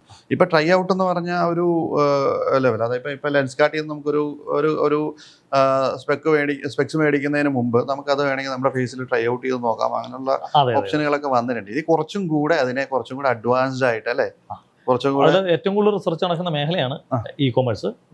ഇ കൊമേഴ്സിനുണ്ടാകുന്ന ഏറ്റവും വലിയ പരാജയം ഇത് തന്നെയായിരുന്നു. നമ്മൾ ഒരു കാര്യം കൂടെ ചിന്തിക്കണം, ഇ കൊമേഴ്സ് കമ്പനികൾ ഇപ്പോഴും പലതും ലാഭത്തിലല്ല. അതെ, നമ്മൾ ചെറിയ ഞാൻ നേരത്തെ പറഞ്ഞതുപോലെ വാട്സാപ്പ് വഴിയോ ഫേസ്ബുക്ക് വഴിയോ ചെയ്യുന്ന ആളുകൾ ലാഭത്തിലായിരിക്കാം. പക്ഷെ അത് ഇൻഫ്രാ ലെവലിൽ ചെയ്ത് വലിയ ബിഗ് ലെവലിലേക്ക് പോകുന്ന ആൾക്കാർ പലപ്പോഴും ലാഭത്തിലല്ല. കാരണം അവർ ഒരിടത്ത് മറ്റേ ഇതിന്റെ കോസ്റ്റ് കുറയ്ക്കുമ്പോൾ, ഷോറൂമിന്റെ കോസ്റ്റോ അല്ലെങ്കിൽ മറ്റോ ബ്രിക്ക് ആൻഡ് മോട്ടർ ഒരു സെറ്റപ്പിന്റെ കോസ്റ്റ് പറയുമ്പോൾ അവർക്ക് അവിടെ വെയർ ഹൗസിന് വലിയൊരു കോസ്റ്റാണ് വരുന്നത്, അല്ലേ? അതെ, അത് മാത്രമല്ല അവരതിനെ മാർക്കറ്റിൽ ഇപ്പോൾ ഒരു കോമ്പറ്റീഷൻ ഒരുപാടുണ്ട്. അപ്പം നല്ല പ്രൊഡക്റ്റ് ആണോ എന്നൊക്കെ തിരിച്ചറിയാനൊക്കെ ഒരുപാട് ബുദ്ധിമുട്ട് വരുന്നുണ്ട് ഇ കൊമേഴ്സിൽ. ഇ കൊമേഴ്സ് നേരിടുന്ന ഒത്തിരി പ്രശ്നങ്ങളുണ്ട്. എന്നാൽ വലിയൊരു കടലാണ് ഇ കൊമേഴ്സ്. ഇന്ത്യ എന്നപോലെ ഇത്രയും വലിയൊരു രാജ്യത്ത്, ഇത്രയും ജനസംഖ്യയുള്ള രാജ്യത്ത് ഇ കൊമേഴ്സിന്റെ സാധ്യതകൾ വളരെ വലുതാണ്. നമുക്ക് മുൻപൊരിക്കൽ നമുക്ക് ചിന്തിക്കാൻ പറ്റുമോ കേരളത്തിൽ നിന്നൊരു പ്രോഡക്റ്റിനെ നമുക്ക് ഡൽഹി കൊണ്ട് വിൽക്കാനായിട്ട്? പറ്റില്ല. ലോകത്ത് എവിടെ വേണമെങ്കിലും വിൽക്കാം. അപ്പോൾ അത്രത്തിൽ വൈഡ് റേഞ്ചിലേക്ക് നമ്മുടെ മുമ്പിൽ ഓപ്പർച്യൂണിറ്റീസ് വന്നു എന്നുള്ളതാണ് യാഥാർത്ഥ്യം. ഇനിയിപ്പം അടുത്തത് നമ്മൾ AI ടച്ച് ചെയ്തായിരുന്നു. പക്ഷേ AI ഓട്ടോമേഷൻസ് ബിസിനസ്സുകളെ സംബന്ധിച്ചിടത്തോളം ഇന്ന് എന്താ പറയുക, അവെയർനെസ് ആയി വരുന്നേ ഉള്ളൂ. എനിക്ക് തോന്നുന്നു പക്ഷേ ഫാസ്റ്റാണ് ഈ അവെയർനെസ് എന്ന് പറയുന്നത്. അതായത് നമ്മൾ ഒരു ഇൻ്റർനെറ്റ് ഭൂമിയിലേക്ക് വന്ന അത്രയും ഒന്നും ടൈം ഒരു AI ഇൻ്റഗ്രേഷനിലേക്കോ അല്ലെങ്കിൽ AI ഓട്ടോമേഷൻസിലേക്കോ എടുക്കില്ല. കാരണം എന്താ വെച്ച് കഴിഞ്ഞാൽ അത്രത്തോളം ഫാസ്റ്റായിട്ട് ബിസിനസ്സുകൾ മാറുന്നുണ്ട്. ഇതുകൊണ്ടുള്ള ലാഭം എങ്ങനെയാണെന്നുള്ളത് ബിസിനസ് എൻ്റർപ്രൈസസിന് മനസ്സിലായി തുടങ്ങിയിട്ടുണ്ട്. കാരണം പല ടാസ്കുകളും നിമിഷ നേരങ്ങൾ കൊണ്ട് ചെയ്ത് തീർക്കാമെന്നുള്ളൊരു രീതിയിലേക്ക് ഇപ്പോൾ എ ഐയുടെ ഈ ഒരു അഡ്വാൻസ്മെൻറ്റ് കൊണ്ട് വന്നിട്ടുണ്ട്. അപ്പം നമുക്ക് എ ഐ ഓട്ടോമേഷൻസിൽ എന്തൊക്കെയാണ് നമുക്ക് സർവീസസ് കൊടുക്കാൻ പറ്റുന്നത്? നമ്മൾ എ ഐ പറ്റി ഈ അടുത്ത കാലത്താണ് കേൾക്കാൻ തുടങ്ങിയതല്ലേ. എന്നാൽ എ ഐയുടെ അതിൻ്റെ ഉള്ള ഒരു റിസർച്ചും കാര്യങ്ങളും വർഷങ്ങൾക്ക് മുമ്പേ തുടങ്ങിയതാണ് ഒരുപാട് കാലം. ഇപ്പോൾ നമ്മൾ ChatGPT അല്ലെങ്കിൽ ജെമിനിയൊക്കെ നമ്മൾ യൂസ് ചെയ്യുന്ന സമയത്ത് ChatGPTയോട് നമ്മൾ ചോദിച്ചാൽ പല കാര്യങ്ങളും നമുക്ക് കിട്ടുന്നുണ്ട്. അത് തന്നെ, അതാണ് നമ്മൾ കാണുന്ന എ ഐ എന്ന് പറയുന്നത്. തുടക്കകാലത്ത് ഒത്തിരി ഫ്ലോസ് ഉണ്ടായിരുന്നു. യെസ് അല്ല, നമ്മൾ കാണുന്ന എ ഐ എന്ന് പറയുന്നത് അതാണ്. നമ്മുടെ മുമ്പിലുള്ള എ ഐ എന്ന് പറയുന്നത് ChatGPT. അതെ അതെ. പക്ഷെ നമ്മൾ ഒരു ചാറ്റ് ബോട്ട് ഉൾപ്പെടെ നമ്മൾ കാൽക്കുലേറ്റ് ചെയ്യുമ്പോൾ അതെല്ലാം എ ഐ ഇൻറ്റഗ്രേഷൻ തന്നെയാണ്. അതെ അതെ. അപ്പോൾ നമുക്ക് എ ഐ ഇൻറ്റഗ്രേഷൻ എന്ന് പറയുന്നത് നമ്മുടെ ബിസിനസ്സിൽ ERP-ലേക്ക് നമുക്ക് കൊണ്ടുവരാൻ പറ്റും. അതെങ്ങനെയാണെന്ന് വെച്ച് കഴിഞ്ഞാൽ പല രീതിയിൽ. ഇപ്പോൾ നമുക്ക് ഇൻറ്റഗ്രേറ്റഡ് ആയിട്ടുള്ള കോൾ മാനേജ്മെന്റ് സിസ്റ്റം നമുക്ക് ഇതിനകത്ത് ചെയ്യാം. ഇപ്പോൾ ഒരു കസ്റ്റമർ വളരെ രീതിയിൽ കോൾ ചെയ്ത് പോകേണ്ട ഒരു ബിസിനസ് ആണെന്നുണ്ടെങ്കിൽ ആ ബിസിനസ് സംബന്ധിച്ചും ഒരു കോൾ മാനേജ്മെന്റ് നമുക്ക് ഇതിനകത്തേക്ക് ഇൻറ്റഗ്രേറ്റ് ചെയ്യാം. ഒരു ഓട്ടോ കോൾ പോകുന്ന രീതിയിലേക്ക് നമുക്ക് അതിനെ കൊണ്ടുവരാം. ആ ഓട്ടോ കോളിന് ശേഷം ഓപ്പറേറ്റർക്ക് സംസാരിക്കുന്ന ആ രീതിയിലേക്ക് കൊണ്ടുപോകാം. അപ്പോൾ ഒരു AI ഏജന്റ് ഫോൺ എടുത്ത് അവിടെ ബാക്ക് എൻഡിൽ സംസാരിക്കുന്ന ഒരു രീതിയിലേക്ക് നമുക്ക് ചെയ്യാം, ഇൻറ്റഗ്രേറ്റ് ചെയ്യാം. കുറച്ച് കോസ്റ്റിയാണ്, എന്നാലും നമുക്ക് ഇത് ചെയ്യാൻ പറ്റും. ഇപ്പം റിക്വയർമെന്റ്സ് വരുന്നതെന്ന് പറഞ്ഞാൽ ഇൻഹൗസിൽ തന്നെ LLMs വേണ്ട ആൾക്കാരുടെ എൻക്വയറീസ് വരാറുണ്ട്. അതെ അങ്ങനെ വരാറുണ്ട്. കാരണം ഇൻഹൗസിൽ തന്നെ അവർക്കൊരു പാരലൽ ആയിട്ടുള്ളൊരു ChatGPTയോ അല്ലെങ്കിൽ DeepSeekോ അവർക്ക് റൺ ചെയ്യണം. വെളിയിലുള്ള ഒരു വേൾഡുമായിട്ട് ഒരു ഇതും പാടില്ല. കാരണം അതിനൊരു കാര്യമുണ്ട്. ഇപ്പൊ നമ്മൾ ഒരു അവരുടെ രഹസ്യ സ്വഭാവം വേണ്ട, അല്ലെങ്കിൽ അത്തരത്തിലുള്ള ഒരു സീക്രസി കീപ്പ് ചെയ്യേണ്ട കമ്പനീസ് ഉണ്ട്. ഇപ്പൊ ഗവൺമെന്റ് കമ്പനികൾ അല്ലെങ്കിൽ ഡിഫൻസ് സിസ്റ്റത്തിനൊക്കെ വേണ്ട കാര്യങ്ങൾ ചെയ്യണമെങ്കിൽ ഇപ്പൊ ChatGPTയിൽ ഇപ്പൊ നിലവിലുള്ള അപ്ഡേറ്റ്സ് ഇതുവരെ നമുക്കത് കിട്ടണമെന്നുണ്ടെങ്കിൽ അത്തരത്തിലുള്ള ഡാറ്റ ഫയൽ നമുക്ക് അതേപോലെ തന്നെ വെബിന്റെ സഹായം ഇല്ലാതെ തന്നെ നമുക്കത് ഇന്റഗ്രേറ്റ് ചെയ്ത് കൊടുക്കാൻ പറ്റും.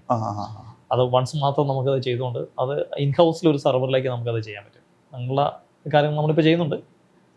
ഒരു GPUവും ഒരു ഇൻഹൗസിൽ ഒരു സെർവറും GPU ഒക്കെ വെച്ചുകൊണ്ട് നമുക്ക് റൺ ചെയ്യാം. അത് സാധാരണ ഇതിലുള്ള കോസ്റ്റ്ലിയാണ്, പക്ഷെ അത്തരത്തിലുള്ള കമ്പനികൾക്കാണ് അത് ആവശ്യം വരിക. ഒരു രഹസ്യ സ്വഭാവം കീപ്പ് ചെയ്യേണ്ട കമ്പനികൾക്കൊക്കെ ഡിഫൻസ് സെക്ടറിലൊക്കെ ഡിസൈൻസും കാര്യങ്ങളൊക്കെ ചെയ്യുന്ന ഒരുപാട് കമ്പനികളുണ്ടല്ലോ. അതെ.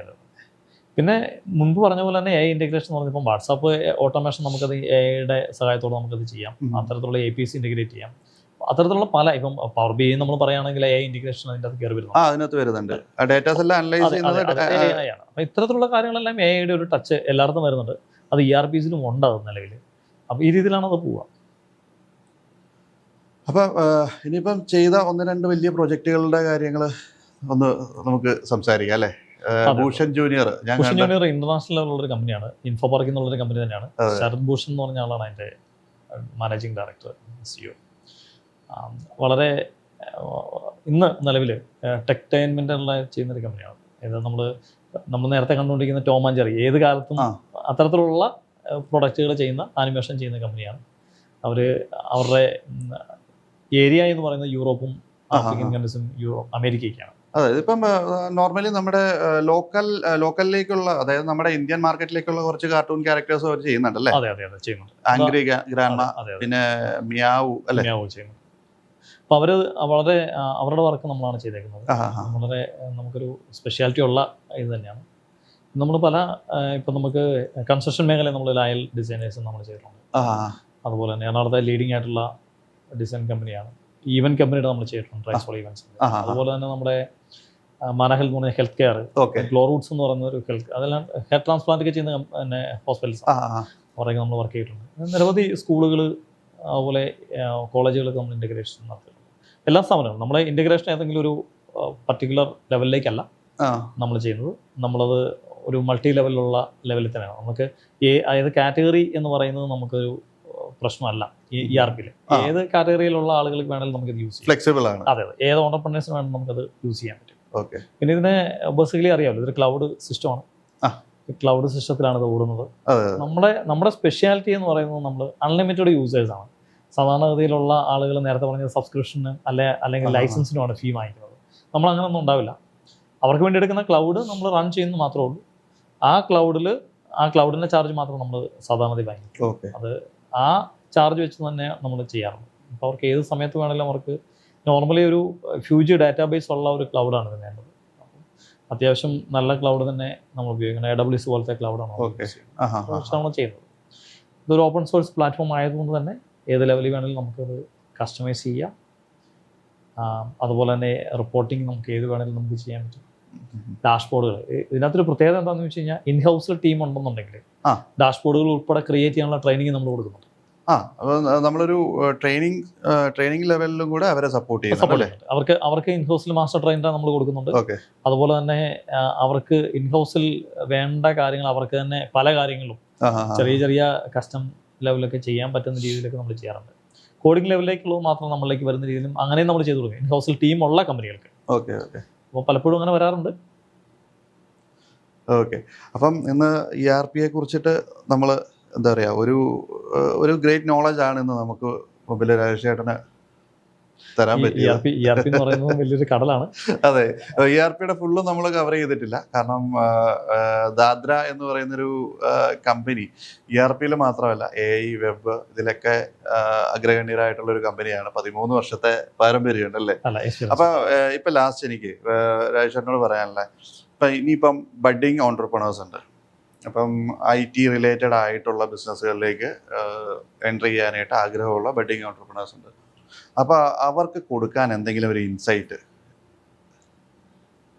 നമ്മൾ പുതിയ ഓൺട്രപ്രണേഴ്സിനെ സംബന്ധിച്ചോളം അവർ ആ ബിസിനസ് ഏതാണോ ആ ഒരു ബിസിനസ് തുടങ്ങുന്നത് ആ ബിസിനസ്സിനെ പറ്റി അവർ കൃത്യമായിട്ടും പഠിക്കുക എന്നുള്ളതാണ് ആദ്യം ചെയ്യുന്നത്. അതുപോലെ നമ്മൾ മുൻപ് പറഞ്ഞതാണത് ഒരു കാര്യം. അവർ പ്രൊഡക്റ്റാണ് വരുന്നതെങ്കിൽ ആ പ്രൊഡക്റ്റ് ഈ കാലത്തിൽ ആവശ്യമുള്ളതാണോ? അതെ. ഒരു അപ്പം ചുട്ടിട്ട് എത്ര കുഴിയുണ്ടെന്ന് എണ്ണുന്ന ഒരു പ്രോഡക്റ്റ് ആവശ്യമില്ല. കാരണം അപ്പം തിന്നാൽ മതി, കുഴി എണ്ണേണ്ട ആവശ്യമില്ലല്ലോ. പക്ഷേ IT എന്ന് പറയുന്നത് നമുക്ക് ഏത് ബിസിനസ്സിൽ ഇൻറ്റഗ്രേറ്റ് ചെയ്യാൻ പറ്റുന്ന ഒരു ടൂളാണ് IT എന്ന് പറയുന്നത്. IT ബിസിനസ് തന്നെ വേണമെന്നില്ല. IT ബിസിനസ്സുകാർ ഈ നമ്മൾ കഴിഞ്ഞ ദിവസം കണ്ടായിരുന്നു സ്റ്റാർട്ടപ്പ് ചെയ്ത് ഹൽവ ബിസിനസ് ചെയ്യുന്നത്. അപ്പോൾ ഇതുപോലെ ഫുൾവ. അതെ. അതിൽ അമൻ ഗുപ്തയൊക്കെ ഇപ്പം ഇൻവെസ്റ്റ് ചെയ്തിട്ടുണ്ട്. അതെ. അപ്പോൾ ഇതൊരു ഈ പറഞ്ഞൊരു ഓപ്പർച്യൂണിറ്റി അതന്നെ നമ്മൾ ചിന്തിക്കാത്തൊരു കാര്യമാണ്. കോഴിക്കോട് നിന്നുള്ളൊരു ഹൽവ, നമ്മൾ നോർമലി കോഴിക്കോട് പോകുമ്പോൾ നമ്മളോട് വീട്ടിലേക്ക് കോഴിക്കോട് ഹൽവ മേടിച്ചുകൊണ്ട് വരും. പക്ഷേ ഈ കോഴിക്കോടൻ ഹൽവേനെ ഒരു ഗ്ലോബൽ ബ്രാൻഡ് ആക്കാൻ പറ്റുമോ എന്നുള്ളത് അത് അവരുടെ തലയിൽ വെച്ച കാര്യമാണ് അല്ലേ? അതെ. അവർക്ക് ഒരു സ്വന്തമായിട്ടൊരു പ്രൊഡക്ഷൻ ഫെസിലിറ്റി ഇല്ല. അവരെന്താ ചെയ്യുന്നത് വെച്ചാൽ ഫുൾ ഔട്ട്സോഴ്സ് ചെയ്യുന്നത്. കറക്റ്റായിട്ട് അതിനെ മാപ്പ് ചെയ്ത് ഔട്ട്സോഴ്സ് ചെയ്തു.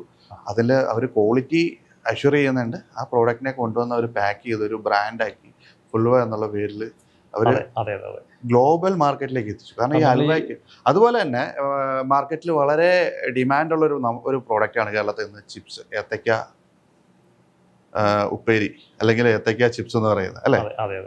അപ്പോൾ ഇതിലിപ്പോൾ നമ്മുടെ നോർമൽ കേസിൽ നമ്മൾ ഈ പറയുന്ന പല ഓപ്പർച്യൂണിറ്റീസ് കണ്ടെത്തണം. അപ്പം ഇപ്പം നിലവിലുള്ള ആരെങ്കിലുമൊക്കെ ചെയ്തു പോയതിൻ്റെ പുറകെ പോകാതെ പുതിയ ഓപ്പർച്യൂണിറ്റീസ് കണ്ടെത്തി കഴിഞ്ഞാൽ അത് മാർക്കറ്റിൽ അവരുടെ മാർക്കറ്റിംഗ് ടെക്നോളജിയൊക്കെ ഉപയോഗിച്ചുകൊണ്ട് നമുക്ക് വിജയിക്കും. നേരത്തെ ഉണ്ടായതിനേക്കാളും ഒരു കാലത്ത് ഞാനിപ്പോഴും ബഹുമാനത്തോടെ കാണുന്ന ഒരാളാണ് ചിറ്റിലപ്പള്ളി. വീഗാർഡിൻ്റെ പഴയ കഥകൾ വായിക്കും. അദ്ദേഹത്തിൻ്റെ പ്രാക്ടിക്കൽ വിസ്റ്റം എന്ന് പറയുന്ന പുസ്തകം എന്നെ ഒരുപാട് സ്വാധീനിച്ച ഒരു ബുക്കാണ്. അപ്പോൾ ബിസിനസ്സിൽ ഒരുപാട് നമുക്ക് പല അറിവുകളും തന്നൊരു പുസ്തകമാണ്. അപ്പം അദ്ദേഹത്തിൻ്റെ ഒരു ചെറിയ ടിപ്പ് എന്താണെന്ന് ചോദിച്ചു കഴിഞ്ഞാൽ നമ്മൾ യാത്ര ചെയ്യുന്ന സമയത്ത് നമ്മൾ ഓർക്കുന്ന കാര്യങ്ങൾ കുറിച്ച് വെക്കാൻ പറയാറ്. ഇപ്പം നമുക്ക് കുറിച്ച് വെക്കാൻ പേപ്പറും പേനയും വേണ്ട, നമുക്ക് ഫോണിലാണെങ്കിലും കുറിച്ച് വെക്കാം. അപ്പോൾ പല കാര്യങ്ങളും അദ്ദേഹം ഇങ്ങനെ പറഞ്ഞിട്ടുണ്ട്. പക്ഷേ ഈ പേപ്പറിൽ എഴുതുന്നതുകൊണ്ടുള്ള ഒരു ഗുണമെന്ന് പറഞ്ഞു കഴിഞ്ഞാൽ നമുക്ക് എന്താ പറയുക, ആ പേപ്പറിൽ എഴുതുന്ന കൂടെ തന്നെ നമ്മുടെ ബ്രെയിനിൽ അത് മാപ്പാവും. ശരിയാണ്. അപ്പോൾ അദ്ദേഹത്തിൻ്റെ കാലത്ത് ബിസിനസ് ചെയ്യാനുണ്ടായിരുന്ന സമയത്ത് വീഗാർഡ് തലയിലേന്തി വിറ്റിരുന്ന ഒരു കാലം ഉണ്ടായിരുന്നത് വായിച്ചിട്ടുണ്ട്. പുള്ളിയുടെ ലാംബി സ്കൂട്ടറിൽ പോയി. അതെ, അത് തന്നെയല്ല, അദ്ദേഹത്തിനൊരു ലോണിന് വേണ്ടി ബാങ്ക് മാനേജർ അടുത്ത് പോയി കാത്തിരുന്നൊരു കാലമൊക്കെ ഉണ്ടായിരുന്നു. പക്ഷെ അത് കഴിഞ്ഞിട്ട് അന്നത്തെ ഇന്നുള്ള ഒരു കാര്യം ഇല്ലാതിരുന്ന കാലത്ത് പോലും വളരെ ഏറെ വ്യത്യസ്തമായ രീതിയിൽ ബിസിനസ് ഡെവലപ്പ് ചെയ്ത ഒരാളാണ് അദ്ദേഹം. ഇന്നങ്ങനല്ല. ഇന്ന് ഒരുപാട് സോഴ്സസ് നമ്മുടെ മുമ്പിലുണ്ട്, ഓപ്പർച്യൂണിറ്റീസ് നമ്മുടെ മുമ്പിലുണ്ട്, ടൂളുകൾ നമ്മുടെ മുമ്പിലുണ്ട്, IT-കൾ നമുക്ക് ഉപയോഗിക്കാം. IT ബിസിനസ്സിലേക്ക് പറഞ്ഞ നിർബന്ധമൊന്നുമില്ല. എല്ലാ ബിസിനസ്സിലും നമുക്ക് IT ഇൻറ്റഗ്രേറ്റ് ചെയ്യാം. IT ഇൻറ്റഗ്രേറ്റ് ചെയ്തുകൊണ്ട് അവരെ നമുക്ക് ആ ബിസിനസ്സിൽ നമുക്ക് കൊണ്ടുവരാൻ പറ്റും. IT എന്ന് പറയുന്നത് ബിസിനസ്സിൻ്റെ ഒരു പാർട്ടായിട്ട് ഇന്ന് മാറി. പഴയ കാലത്ത് പുതിയ കാലത്തിലേക്ക് വന്നുകൊണ്ടിരിക്കുമ്പോൾ പുതിയ ആശയങ്ങളും പുതിയ രീതിയിലുള്ള ബിസിനസ് രീതികളുമാണ് ഇന്നുള്ളത്. ഇപ്പം ഭാവിയിലേക്ക് നമ്മൾ നോക്കുകയാണെന്നുണ്ടെങ്കിൽ ഇപ്പം ഈ ഒരു US ഇറാൻ ടെൻഷൻ കഴിഞ്ഞു കഴിഞ്ഞാൽ ഇനിയിപ്പം മുമ്പോട്ട് ഉണ്ടാകാൻ പോകുന്നതെന്ന് പറഞ്ഞാൽ എല്ലാ രാജ്യങ്ങളും എനർജി സഫിഷ്യൻ്റ് ആകാൻ ശ്രമിക്കും എന്ന് പറഞ്ഞു കഴിഞ്ഞാൽ ആക്ച്വലി ഈ ഫോസിൽ ഫ്യൂവൽ എന്ന് പറയുന്ന അതിൻ്റെ ഒരു ടൈമിലേക്ക് നമ്മൾ ഒരു ആദ്യത്തെ ചുവട് എടുത്തു വെക്കാൻ സാധ്യതയുള്ളൊരു പ്രശ്നമാണ് ഇപ്പോൾ നടന്നത്. സ്ട്രൈറ്റ് ഓഫ് ഹോർമൂസിൽ ഉള്ള ബ്ലോക്കേഡും ഇതും കൊണ്ട് നമ്മൾ ബാക്കി രാജ്യങ്ങളെല്ലാം ഈ ഒരു ഫോസിൽ ഫ്യൂവലിനെ എങ്ങനെ ഇനി ഭാവിയിലേക്ക് അവോയ്ഡ് ചെയ്യാം, ഈ ഫോസിൽ ഫ്യൂവൽ കൊണ്ട് ഭാവിയിൽ നമുക്കുണ്ടാകുന്ന പ്രശ്നങ്ങളെ എങ്ങനെ മറികടക്കാമെന്ന് ചിന്തിക്കുന്നത്. അപ്പോൾ ഒരു വലിയ ഓപ്പർച്യൂണിറ്റി ആണ് സോളാർ മേഖലകളിൽ യുവാക്കന്മാർക്ക് ഇപ്പോൾ ഓപ്പർച്യൂണിറ്റീസ് ഉണ്ട്. എൻ്റെ ചെറുപ്പത്തിൽ ഞാൻ സോളാറിനെ പറ്റി പറഞ്ഞ് പോർക്കായിരുന്നു. ചെറുപ്പത്തിൽ ഇങ്ങനെ ഒരു ചെറിയ കുഞ്ഞു പാനൽ വെച്ചിട്ട് അതേന്ന് ഒരു നമ്മുടെ എമർജൻസി ലാമ്പ് കത്തിക്കുന്ന ഒരു സോളാർ, അവിടെ നിന്നും ഒരു വീട്, ഒരു ഹോട്ടലൊക്കെ, ഇപ്പം തേക്കടിയിലുള്ള CGHന്റെ ഹോട്ടലൊക്കെ ഫുള്ളി സോളാർ എനർജി വർക്ക് ചെയ്യുന്ന ഹോട്ടലാണ്. അതെ അതെ. അപ്പം അത്തരത്തിലുള്ള ലെവലിലേക്ക് സോളാർ എനർജി മാറിയിട്ടുണ്ട്. അപ്പം ഈ ഇതിനെയും നമുക്ക് എങ്ങനെ നമുക്ക് IT ഇൻറ്റഗ്രേറ്റ് ചെയ്യാൻ നമ്മൾ നോക്കുന്നുണ്ട്. പിന്നെ ബയോഫ്യൂവൽ ഫ്യൂച്ചർ ഉണ്ടാകാൻ സാധ്യതയുള്ള ഒരു സാധനമാണ് ബയോഫ്യൂവൽ എന്ന് പറയുന്നത്.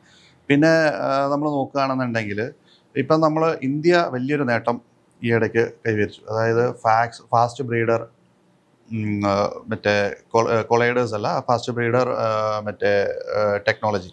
അത് നമ്മൾ യൂസ് ചെയ്യുന്ന യുറേനിയം ആണെങ്കിലും യൂസ് ചെയ്യുന്ന ആ ഫ്യൂവലിനെ റീയൂസ് ചെയ്യാൻ വേണ്ടിയിട്ടുള്ള ടെക്നോളജി നമുക്ക് കണ്ടെത്തി. അപ്പോൾ ഇന്ത്യ ലോകത്താകെ 2 രാജ്യങ്ങളിൽ ഈ ഒരു ടെക്നോളജി ഉള്ളൂ. അപ്പോൾ ഫാസ്റ്റ് ബ്രീഡർ ടെക്നോളജി വഴി നമുക്ക് ഈ വേസ്റ്റ് ആകുന്ന ഇതിൻ്റെ അറ്റോമിക് ഫ്യൂവൽസ് ഇല്ലേ, വേസ്റ്റ് ആകുന്ന അല്ലെങ്കിൽ അതിൻ്റെ വേസ്റ്റേജ് വരുന്ന ഫ്യൂവൽസിനെ വീണ്ടും റീയൂസ് ചെയ്തുകൊണ്ട് നമുക്കിവിടെ എനർജി പ്രൊഡ്യൂസ് ചെയ്യാൻ പറ്റുന്ന ഒരു ടെക്നോളജി നമ്മൾ ഐഡൻറ്റിഫൈ ചെയ്തു എന്നല്ല, വർഷങ്ങളെടുത്ത് നമ്മൾ ആ ഒരു ടെക്നോളജിയിലേക്ക് എത്തിച്ചേർന്നു.